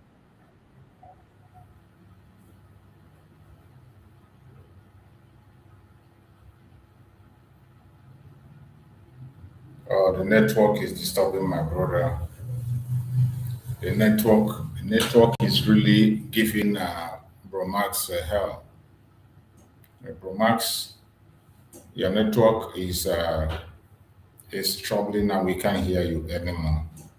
You can't hear anymore. Just change your position, and once you can be able to connect, you can join again and continue your line of thought. We cannot hear you, Bro Max. Try and reconnect yourself, then you can continue. Once you reconnect, you can pick up the mic and speak. If I hear your voice, I will pause the video. Let me continue to play the video. And once I hear, just try and get back. Try and connect back. Once you connect back, then yes, and hopefully we'll have brief answers so we can move on. During your tenure as governor, were there any contracts, security expenditure, or financial arrangements you now believe could face scrutiny? Each and every decision and action we took as government of Kanu State was well documented. I'm probably the only governor that insists that recipients of security vote must sign. We want their names on the record. Okay? The Commissioner of Internal Security has a wide degree of discretion to do things, but I told him, keep your records, because one day questions will be asked. We are a heavily documented government. Well, and everything that has come to me, up to my level, for approval or endorsement, I have records. Right. So I'm not afraid of scrutiny, but I am suspicious of malicious scrutiny. Right. And so any scrutiny in good faith. So you should be. So you should be. Yeah. But there are claims that your administration engaged in controversial security strategies, including alleged financial inducements to violent groups. I mean, did your government ever authorize payments of any kind to armed actors, directly or indirectly? I am probably one of the few governors that from day one took the position on the advice of my security cabinet that we must never negotiate with cattle rustlers, with bandits, with the position of the Kanu state government when I was governor is the only repentant bandit is a dead man. We never negotiated that. We never did that. We never paid any group for kidnapping anyone. Right. In spite of the pressure. So anybody that claims that is just in another kingdom. Now, as far as I know, all right, the Commission of Internal Security brings me proposals for security spending. There is a standing order every month. If there is any special emergency, he brings and says, we want to do this, and I approve. He decides what he does with it, okay? If he chooses on his own to go and give money to what you call armed groups, I don't know about that. Right. But to the best of my knowledge, the position of our government as a government is that we don't negotiate with bandits, we don't pay them, we don't do this, we don't do that, we don't do this. Looking back at your time as governor, do you believe your security approach in Kaduna State strengthened long-term stability or deepened divisions in the state? Because critics, including activists, even clerics, have alleged that dissenting voices were harassed and intimidated during your tenure. Okay, look, our security strategy in the state is two-pronged. Okay, there were problems we inherited, okay, around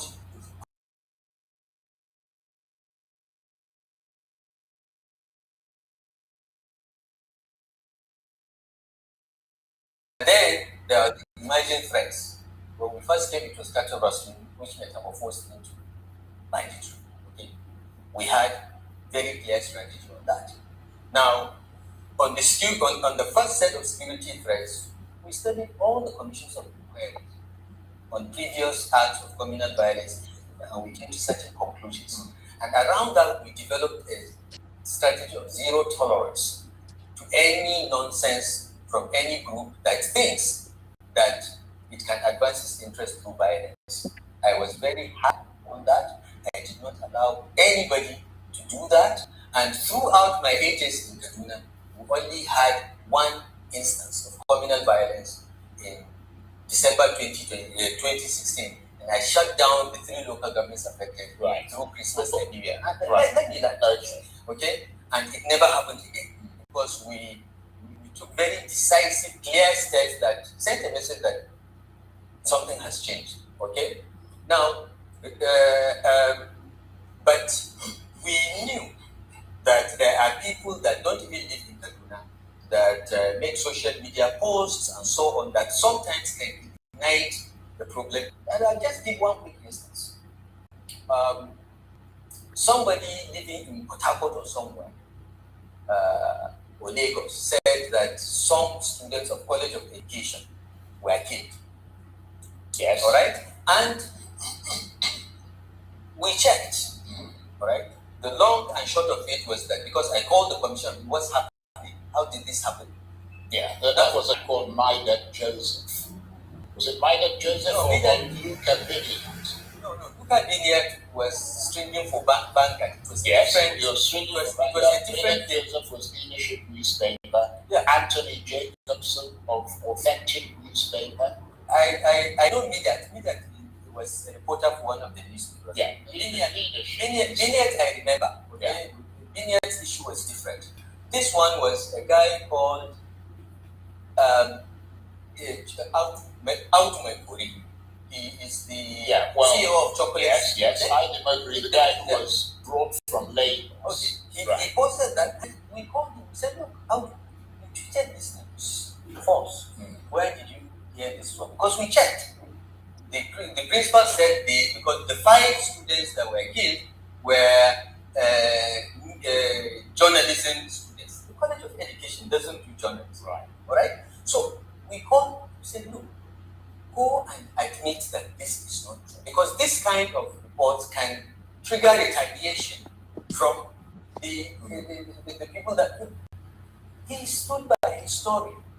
So what we did do as a government, and this is what we did in each and every of those cases. Anyone that does something that we think is likely to cause criminal violence from previous history, our Attorney General writes to the police and says, look, Charles has published ABC, we've reached him to retract, he has refused to retract, please investigate him for injurious falsehood, incitement, blah, blah, blah, blah, under the penal code. That's what happened in the case of Outman. Well, they said these were your political opponents, that you were essentially silenced Maikori, for dissenting against. Maikori, political opponent, the guy lives in Lagos. Right. He cannot get 10 votes. But all those people I mentioned, so this is what happened. They all wrote articles that were critical of your government. No, they didn't. All of them did. Look, no, they didn't. Midat, Joseph, and I are still in touch. We are good friends. We may have disagreed on something, but if you see any of them, and what we did, as I said, is to write this, the police will investigate. Now we tell them, investigate first before you go and get a person. They investigate, they invite. How was invited, they refused to come. So the Nigerian police is one. They brought him from Lagos and arraigned. That's what we do. We arraigned him for a court of law. Right. Well, what about the still unresolved case involving one of your very fierce critics, a man known as Abubakar Idris Dadiyata, a lecturer and a social media commentator? He was, to use your word, abducted from his Kaduna home in 2019 by unknown gunmen and has remained missing to this day, nearly 7 years later. Amnesty International considers the case to be one of enforced disappearance, and many figures point towards your government, which was in power in Kaduna State at the time. Are they right for their fingers to be pointed in the direction of your government? Because his protection is the duty of your government. You're welcome, Bro Christian. Bro Christian, thank you for joining.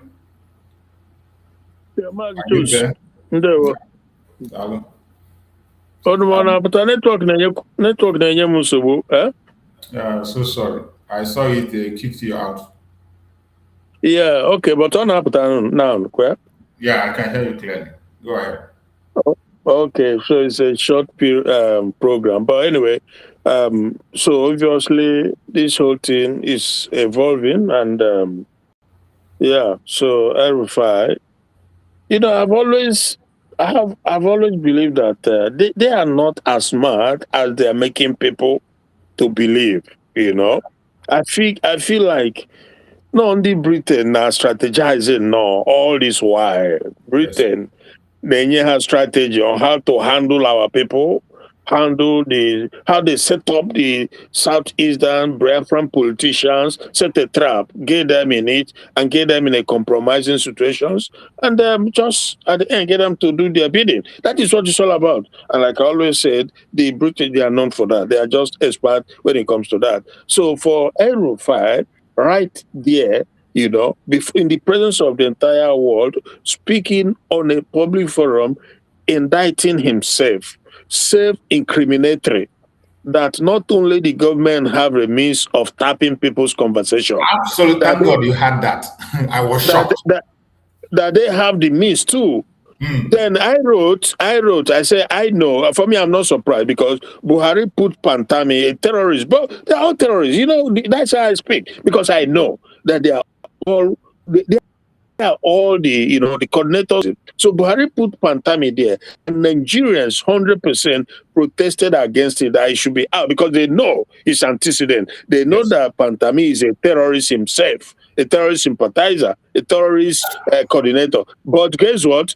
As usual, they just ignore Nigerian people because they know that Nigerian people, they can't do nothing. They are just mouth, only mouth, and nothing more than mouth. So for 8 years, he stayed there, and all the mechanisms were put in place in which they can tap wire information and pass it onto the terrorists that kidnaps people and demand for ransom, and they will not be able to trace them because he controls the data sources and information. That is what, and Pantami is on the side of this R5 because these are Buhari boys, right? Of course. So the information, that information that Erufai got is coming from the same source of the Pantamis who have established a network that they listen to everybody's conversation. Now, it's a normal country where there are rule of laws, this alone, they will just go after him because you are committing. Do you know what it is to tap the phone call of National Security Advisor? All right. And you are sitting there in the country and you confessed it. This is evidence you cannot deny because you've just confessed it, that you had it. So, but, when like in Nigeria, you always begin to wonder, which can contribute this? Everything that happens in that country is mind-blowing, But at the end of the day, I will just say that I can't see how I get Jack because again, I will say this quickly, all this enmity, or should I say conflict brewing between them is part political, and also on their part as Fulani, it stems from the fact that Tinubu is one of them, but he's probably not doing enough. It's not moving at the pace they would have liked. For them, having a Muslim, by the expected that things would have gone way faster. Because keep in mind that this Erufai, before the election, he said that he has experimented it in Kaduna, Muslim ticket. That was how he was able to implement it and move his agenda, and that therefore that was going to happen on the national level. So that's how they got this Muslim ticket we have at the moment. But unfortunately, they are not pleased with the pace in which Tinubu is moving. Tinubu now, another Baba go slow, because if he was somebody like Kwangoso, or one of those radicals, by now, before even the American come in, they would have gone far ahead, But so that is where we are now. Again, our most people in that country, maybe black generally, majority of us we are not able to. This is the problem. That's just the problem. Every time they come and lie to you, and they move on and they come back and lie, you cannot. People are not able to really hold them accountable. They are unable to assess, process data in a way that will yield result. It's just sad. It's just unfortunate. What do you, my brother? Thanks. Thank you so much, my brother. You have spoken well. That very part of the speech was what shocked me. That was even the major reason I had to play this very video, where he made that very confession. Something that they have even passed as a law in Nigeria, that even in Nigerian law, that they passed a law where they say that even when somebody sends you a voice note and you share that voice note without the consent of the person, that you are liable to go to prison for 5 years. In their new law they passed. And somebody is on national television here telling you that he tapped the line of Chief NSA, National Security Advisor. Yeah. And nobody's if for anything, and Frank asked him clearly. Frank decided to ask him clearly. Let it not be a mistake. That means you tapped Frank or Charles? Charles asked him, and he said, yes, somebody tapped it. Yeah. So the government, naturally, you know, he will be apprehended. On other normal circumstances, he will be apprehended. So what is that source? Who is that source? And how the government naturally will have the power, to hold him responsible, because this is what is causing the adding, or should I say, adding to the insecurity going on in the country, because there's somebody who is Because passing now information we are around. looking at somebody now who intercepted the call of a general that was killed. A general Exactly. that called his barrack before they could be able to reach him. The terrorists reached him first. Well, that is how they got the general killed. Yes. You know. Exactly. But you know also that this guy, this Rufai, over the years has built what you can possibly describe as a fortress in that country, because they had all the power. You know, they just have it all. So you see what happened when he came into the country. He flew into the country, army of supporters all over the place. They overwhelmed the DSS. They could not arrest him. Right? Imagine if this was any other person. There's nothing stopping them from whisking you away. But they could not do it to him, because he, like I said, after Buhari in that northern part, I don't think there's anybody, that has that kind of clout in the north. So obviously, even Tinubu is scared of these people. I can guarantee you. I think he's scared. So coupled with the fact that he's looking at the whole thing from the lens of political expediency also, but without a doubt that there are people Tinubu is scared of touching. The secret cow, the Gumis, the Matawalis, and this Rufai and the rest of them. And if Rufai has danced to the tune of Tinubu, like just follow along, join them in their party, all these things probably won't be happening, Exactly, because all these other guys who are as corrupt and who are equally terrorism sponsors, they are his government, but he doesn't touch them. He doesn't care because they are with him in his own party. So there's element of political, affiliation that we are seeing because he's not in their party. He's in ADC. So, Nigeria, Bobo, is my dear brother. We can't say that enough. We can't say it enough. Thank you so much, Bro Max. You are back. Bro Max, you want to meet yourself. You are battling with the network today. Yes.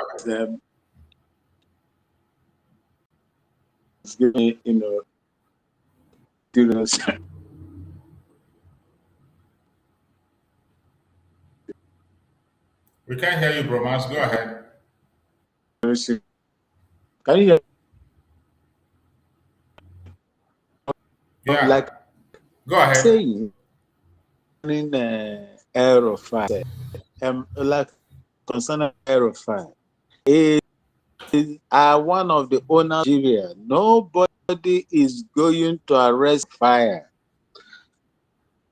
Aerofire told and Nigeria that they knew where the terrorists are.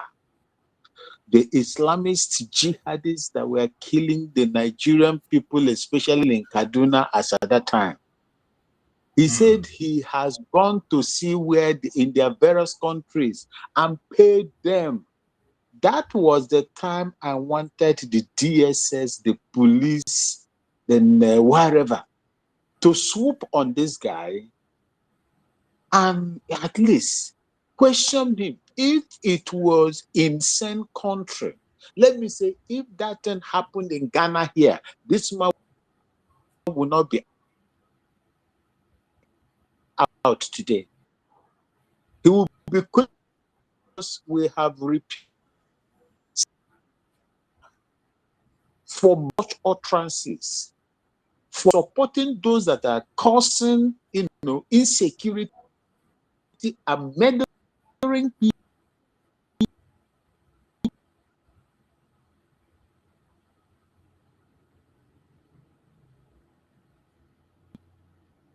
In Nigeria, this man should look at him today.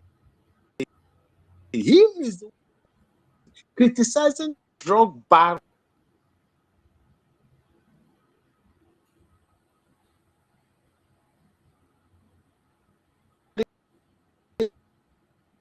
Am I coming up? Your network. Am I coming up? Your network is really. Okay, go ahead. This is serious. This is serious. Go ahead. You see? Okay. Look at how he was even. Yeah. Network problem, Mazi. They kicked him out. Even we say when they Babylon, they give us hell, how much more, eh? Yes, Bromax, are you there? Are you there, Bromax? Can you hear me? If you can hear me. Yes, I'm here. I don't know. Okay, I don't know go what ahead. is going on today. Yes, I'm here. I hear. Okay. You see, these are some of the things they were challenging them at the airport. They were unable.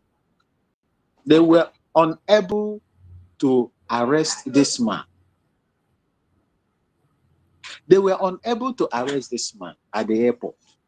They were unable. If this man was to be from South East or South South, or someone who is from Southwest, if Tinubu is not the president, you will see how DSS work. Look at how they arrested Okorocha, the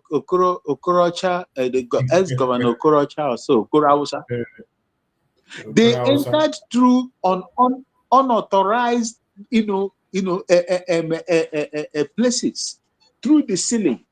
They entered through the ceiling. They broke the, what do they call it? The POPs used in building the house. In order to get to Okorocha, they dragged Okorocha even while he was singing and praising and praying. They took him away without mercy. Look at what they did to Joseph Carlo. After dealing with these people will still go back and begin to sing One Nigeria, Hallelujah, One Nigeria, Hallelujah, One Nigeria. Very, very shameful. But look at the owners of Nigeria. El Rufai is one of the owners of Nigeria. Fulani Caliphate is the owners of Nigeria.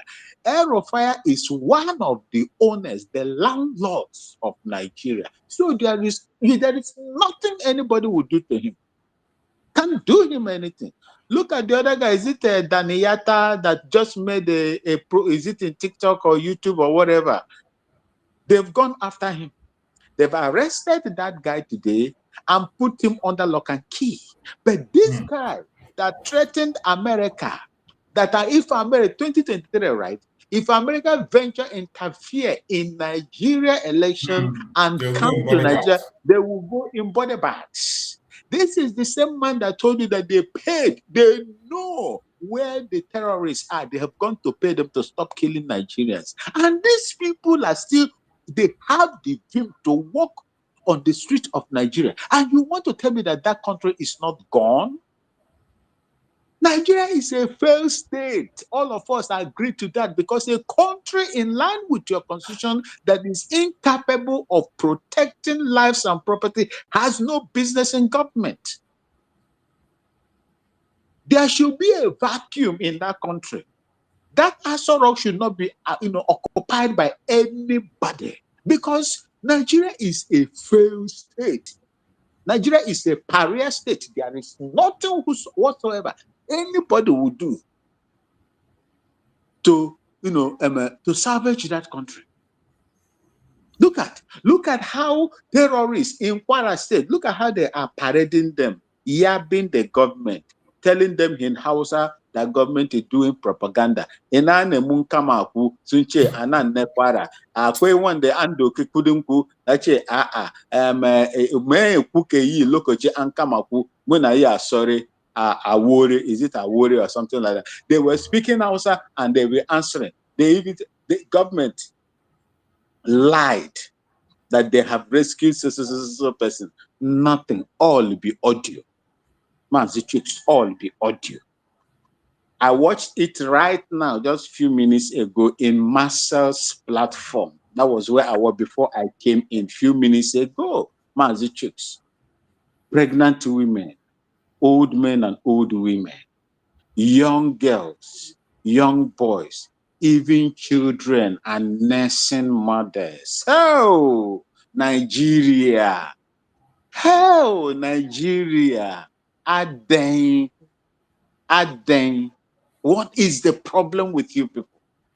When you look at all these things that are going on, yet you still want to maintain a criminal construct that has permitted other jihadist Islamic fundamentalists to, hey,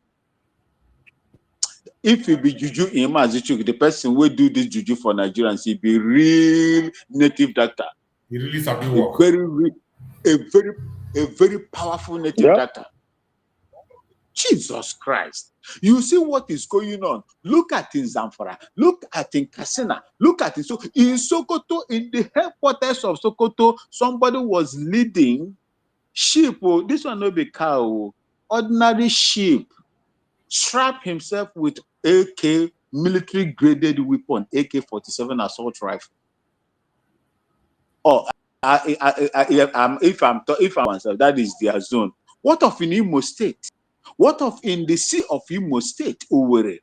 When Fulani people strive, even in Abuja, parading themselves with the AK-47.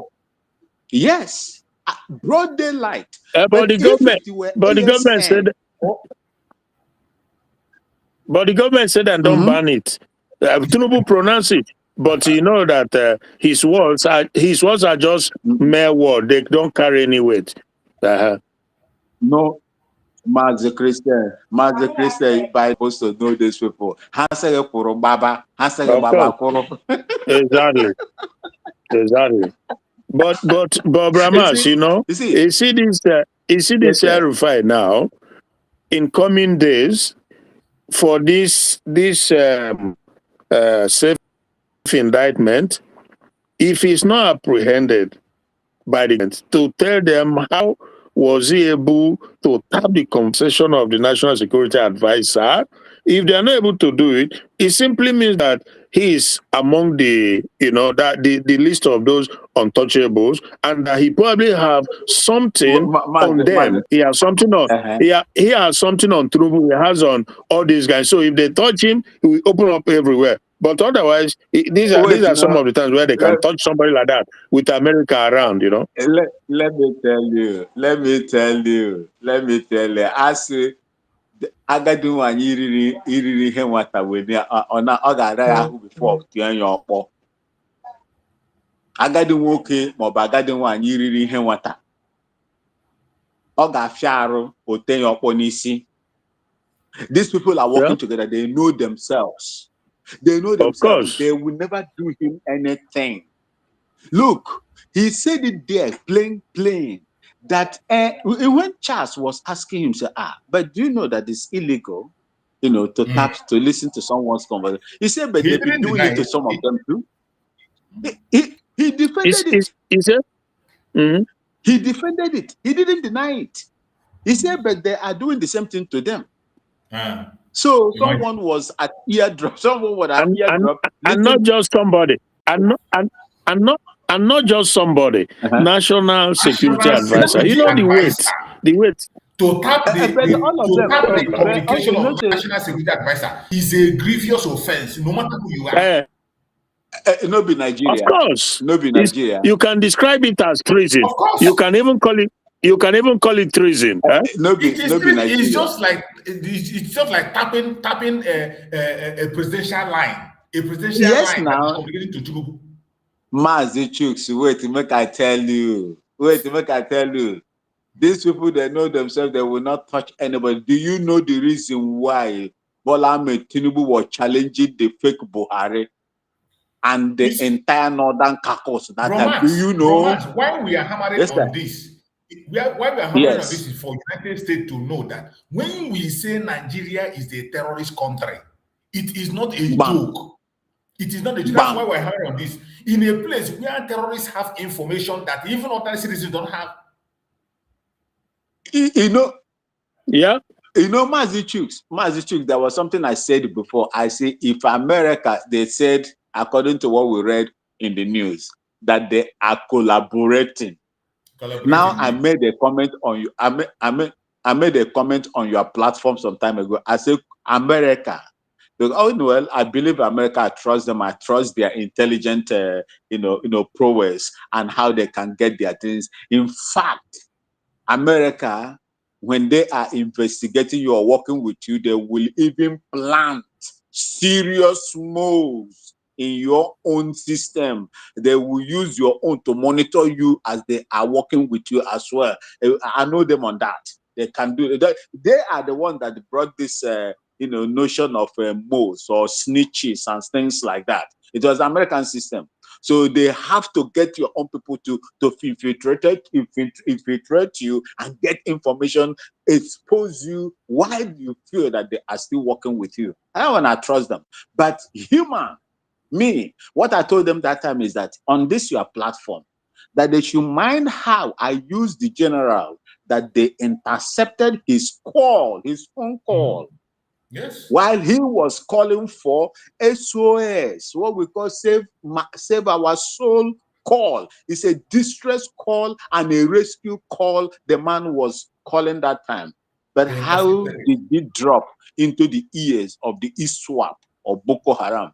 After it was immediately he dropped the call was intercepted, and they went straight, find the GPS, find the location, the exact location where the general was calling, the brigadier general, the one-star general, and took him, showed it to Nigeria, disgraced Nigeria that the man has reunited back to his barrack with his soldiers and so on and so forth, and later by that man. So I said it here that America should be careful, because any mistake you make, it will cost the life of your own people. We know how to work with these people, know how to design means to work with these people. And I believe that America has the capacity to even do whatever that they want to do, to expose them not to risk the life of their own personnel. See, these people are one and one. They are with themselves. They know what they are doing. Bola made Tinubu know what. Why did Bola make? Is it not through the pressure that they sent Bola made Tinubu listen to them and went to take and sign a defense agreement or whatever with Turkey?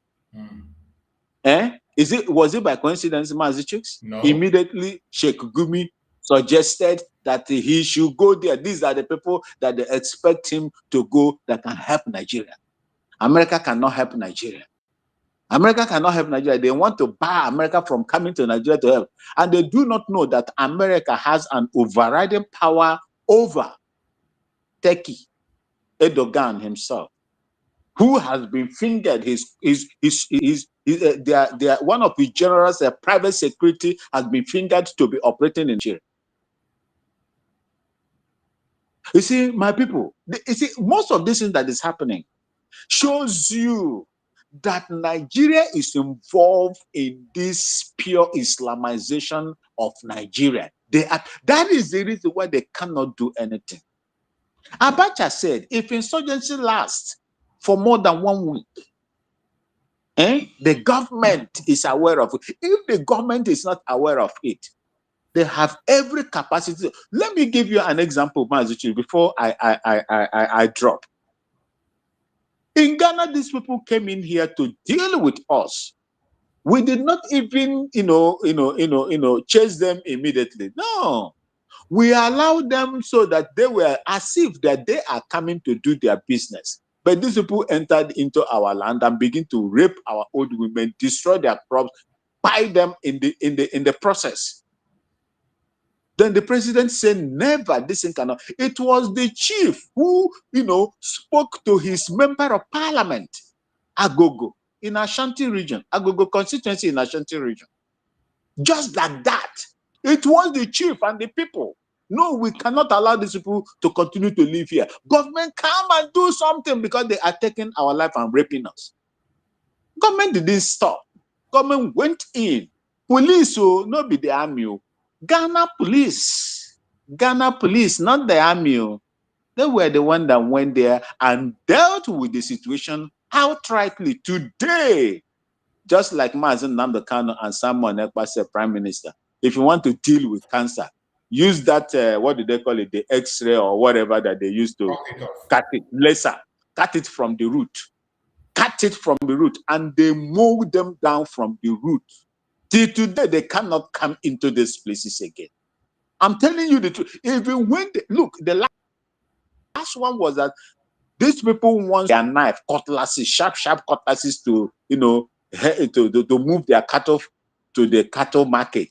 The chief gave order. This is chief. A chief gave order, say, look, we know you people to be carrying sticks to direct your cows. If we see you again with cutlass or any sharp object within you, you will be banned. You will take your cattle out. Just a chief. Just a chief. A chief. That which even Nigeria cannot, the government cannot do in Nigeria. And you want to tell me that they are not complicit with what is going on? They are outrightly complicit with what is going on. That is the reason why they can't fight them. The only thing that we have to do, since America, because Americans are human beings.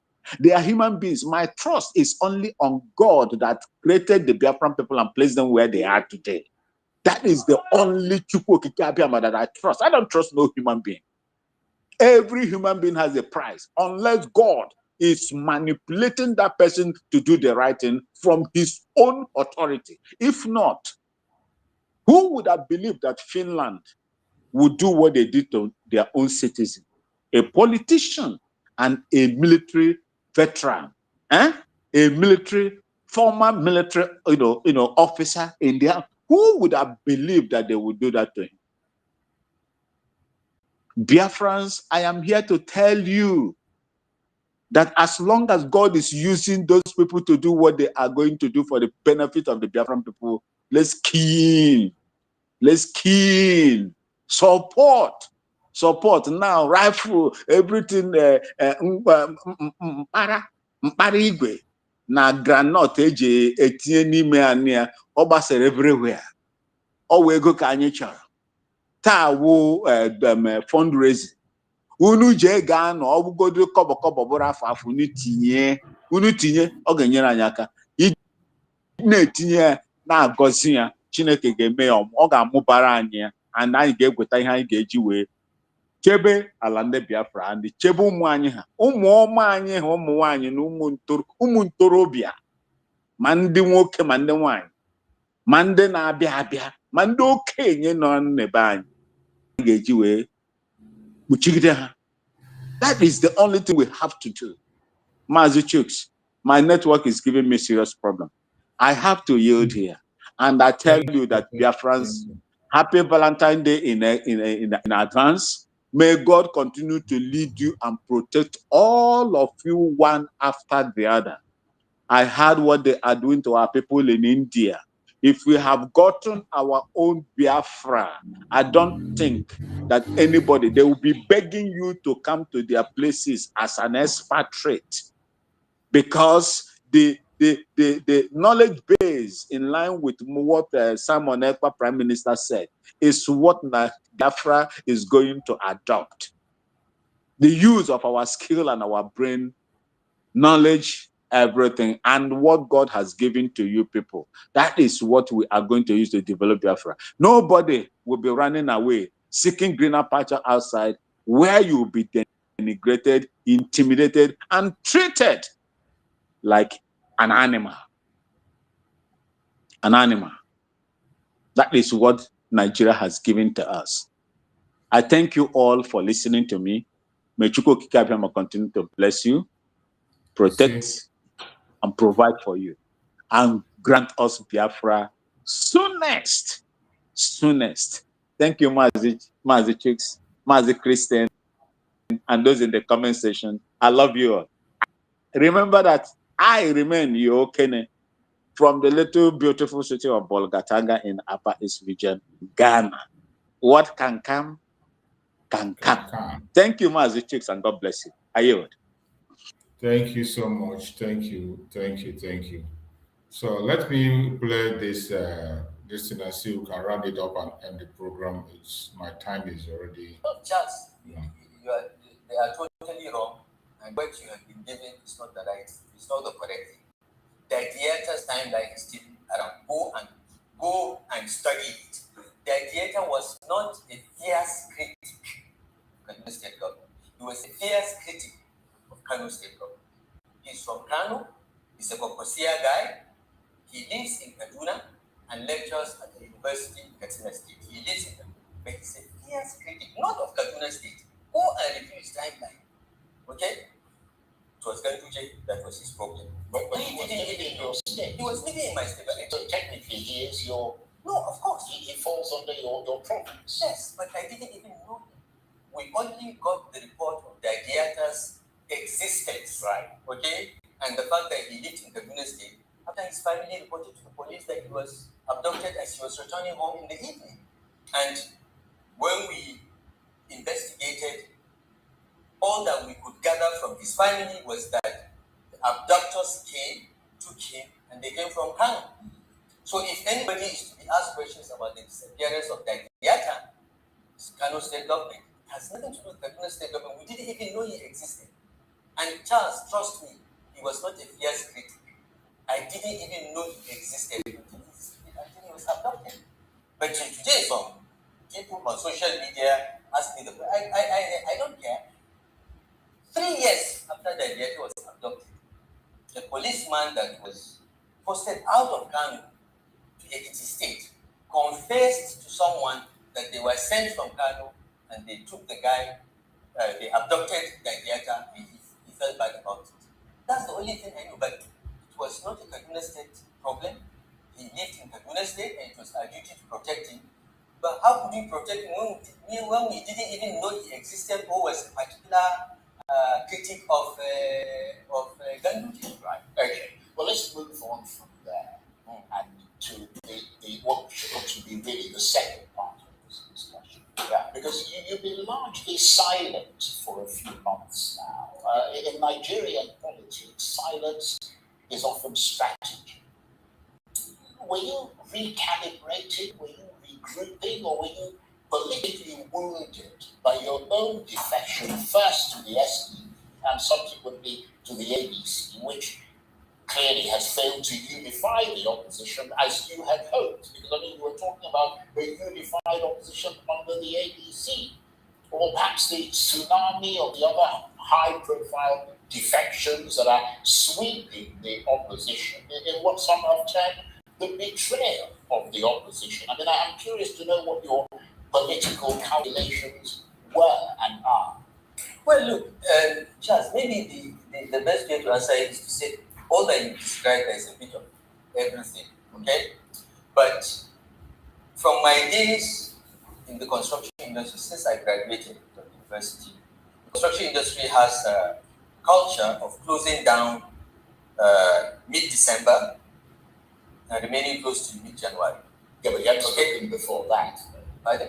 You had spoken for quite some time before. No. I left this country in November because I had to shut down through December and part of January. As I was planning to come back, I had a triple infection, bronchitis, malaria, and a viral infection at the back. And I was hospitalized for 5 days, which scared me because I've never been in hospital for more than 1 night in my life. Well, I'm glad you're feeling better now. I'm fine now. I'm perfectly fine. In fact, I have all the medical reports that I will publish before anything happens. And they say, oh, he's always had in him. I have perfect health, actually. So that was my plan. I took time off to do this, and I'm writing a book that I haven't done much on, and I had to get away. But you are right. I had to evaluate the year 2025, all that happened. I had great hope for the SDP. I was heartbroken by what the SDP leadership did. But it's life. Things happen, disappointments happen, and you move on. But I want to correct your mistaken impression that in the AGC we do not unify the opposition. We are unified. The leadership of the AGC is one. We are focused. We are determined to all remain together. We all agree that among those that have presidential aspirations, only God knows who is the chosen one. But all have agreed that whoever emerges in free fair and transparent primaries will be supported by all. And the first stage in building this momentum is through the membership, revalidation, mobilization and registration, which has been kicked off now. As soon as we finish that, we're going to go ahead with congresses, elect new leaders for the party, and have a non-elective convention where we will even promulgate a new constitution of the party. Immediately after that, of course, planning for primaries with the candidates will begin. So we are on course. We are not making as much noise in the media or in the public because of the intolerant political environment that this autocratic government is trying to impose on the country. But at the grassroots, where it matters, the polling units in the wards have penetrated every part of Nigeria. And what the people of Nigeria are looking forward to is for us to give them a decent and electable candidate. And this government is gone by the grace of God. So we've done that. I believe we've lost some time, lost a bit of momentum between July when we unveiled until the end of the year. But we are going to catch up. We are going to surprise this government. And I assure Nigerians that we are going to give them a very credible alternative platform and a candidate that will defeat President Tinubu in the next election. Okay, well, I mean, I'm sure you've heard about this proposed bill before the US Congress, the Nigeria Religious Freedom and Accountability Act 2026. So there's named Senator Rabiu Kwankwaso in connection with alleged religious freedom violations. I mean, that's clearly no small matter. When the American legislature invokes your name in the context of human rights, it raises the stakes far beyond domestic politics. So what are your thoughts on that? Well, look, first let me say that, as Nigerians, we should not get carried away and be pawns in what is essentially domestic political posturing. Okay? Because this whole Christian genocide stuff and the latest bill is just the Republicans playing to their base, the Christian evangelical base in the US. That's nothing to do with Nigeria. I want to lay the foundation because it's not just about Kwankwaso. It's something that every Nigerian should be conscious about and know. So that's one. So all this posturing, let's know it for what it is. It has nothing to do about concern. It has nothing to do about this. It's domestic politics in the US. Secondly, I think it is heartbreaking for me as a citizen of Nigeria and someone that has been in the highest levels of government that as a government, as a country, we are unable to protect all our citizens, whether they are Christians or Muslims. Everyone is at risk. We all know that. And that, for me, is what we should be worried about. And it is clear that the country is not secure. The security architecture has failed. The personnel are incompetent or not doing the job.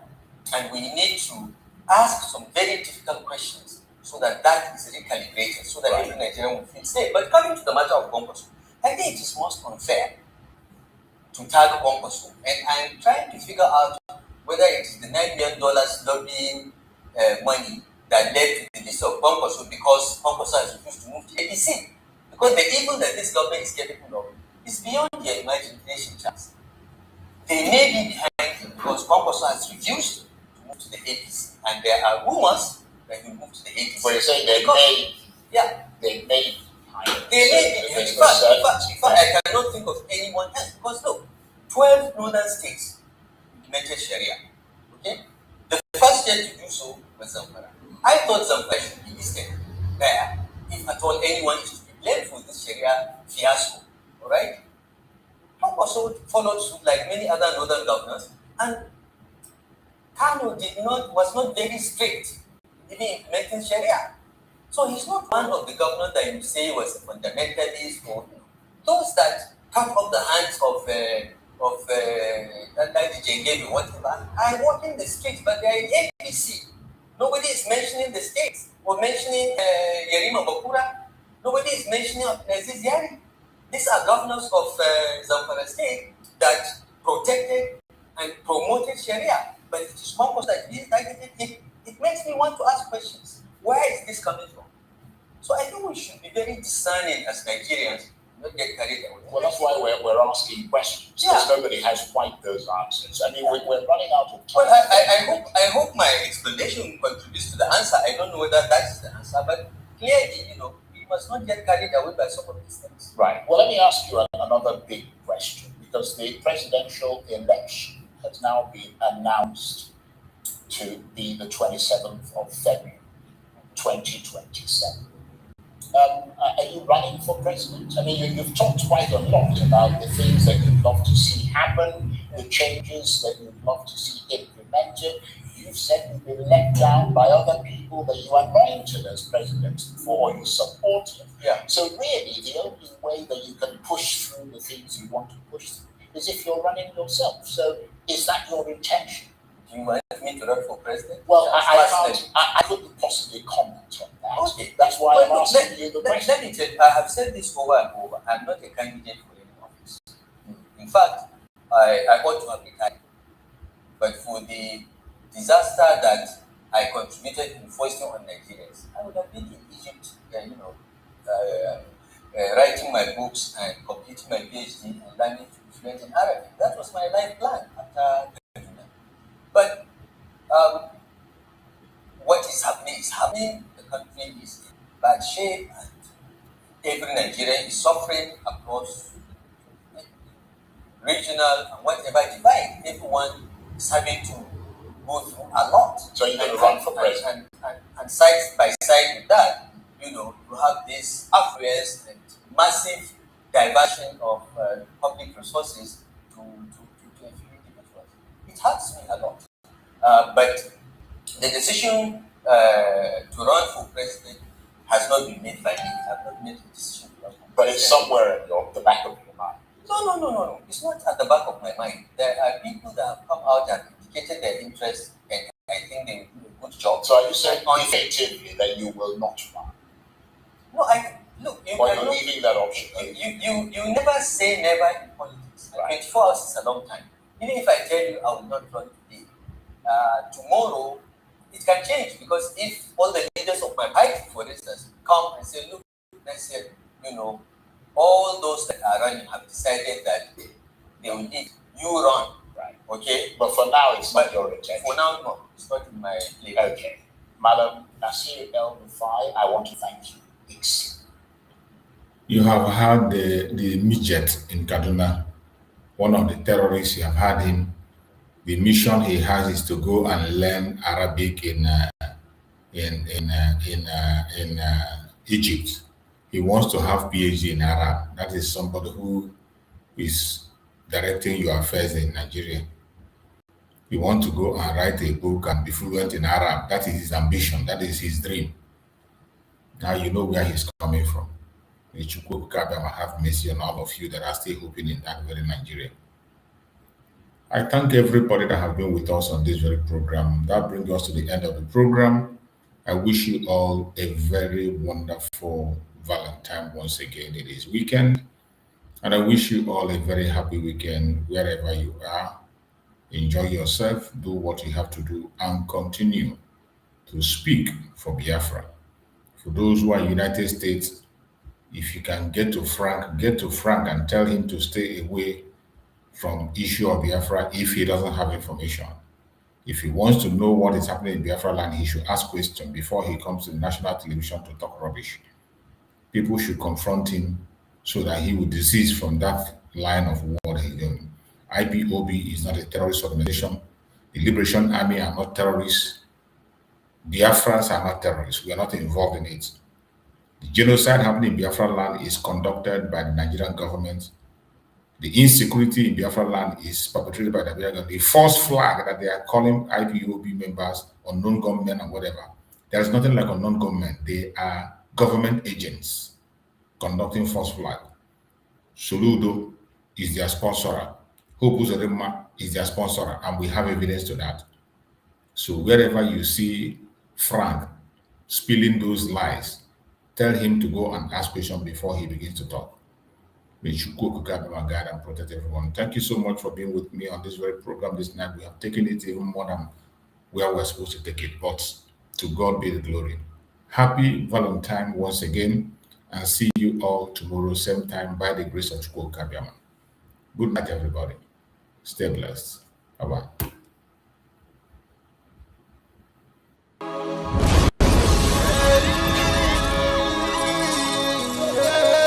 This is from Biafrans Got Talent.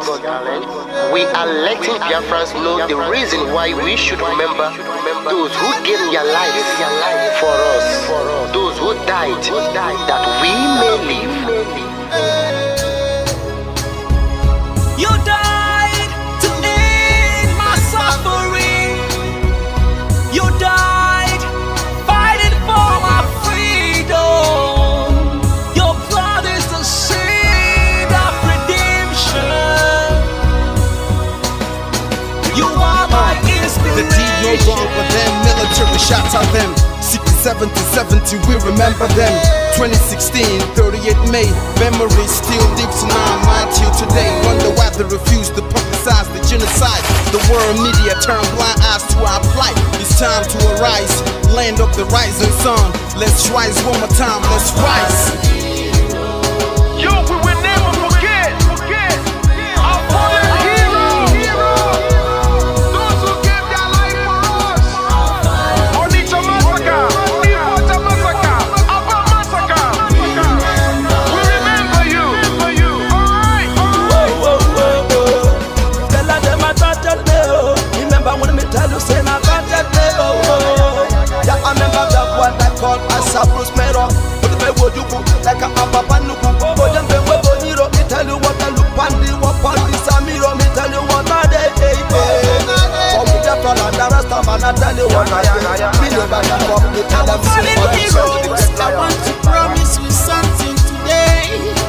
We must fight together, no retreat and no surrender. We must hold them down till the end of time. The most important thing is that we will restore Biafra. May your soul rest in peace. I look up to the sky with tears in my eye for other Biafrans and for freedom and to die. We will never forget you as the days go by. You are always in my heart, you'll never be apart. They fought for our freedom. They died for our freedom. They fought the Nigerian soldiers in the war front without food, without guns, for our freedom, for our life, for our own good, for our children. We love them, our heroes. We want them. My heart bleeds when I saw them slain. Where will I be now if not then? They will remain indelible in my heart forever, forever, forever, and ever, and ever, and ever. We serve in your plantation, and the way you paid us back with your bloody starvation. We play in our history that the death of our people is a mystery. No going back to get to a victory. I had a voice now call for vengeance. I never get bombed, I'ma blow like a vengeance. Yo, we will never forget our fallen heroes. Those who gave their life for us. Onitsha massacre, Iwata massacre, Aba massacre. We remember you. Alright. Where will I be now? If not you, you died at Mali.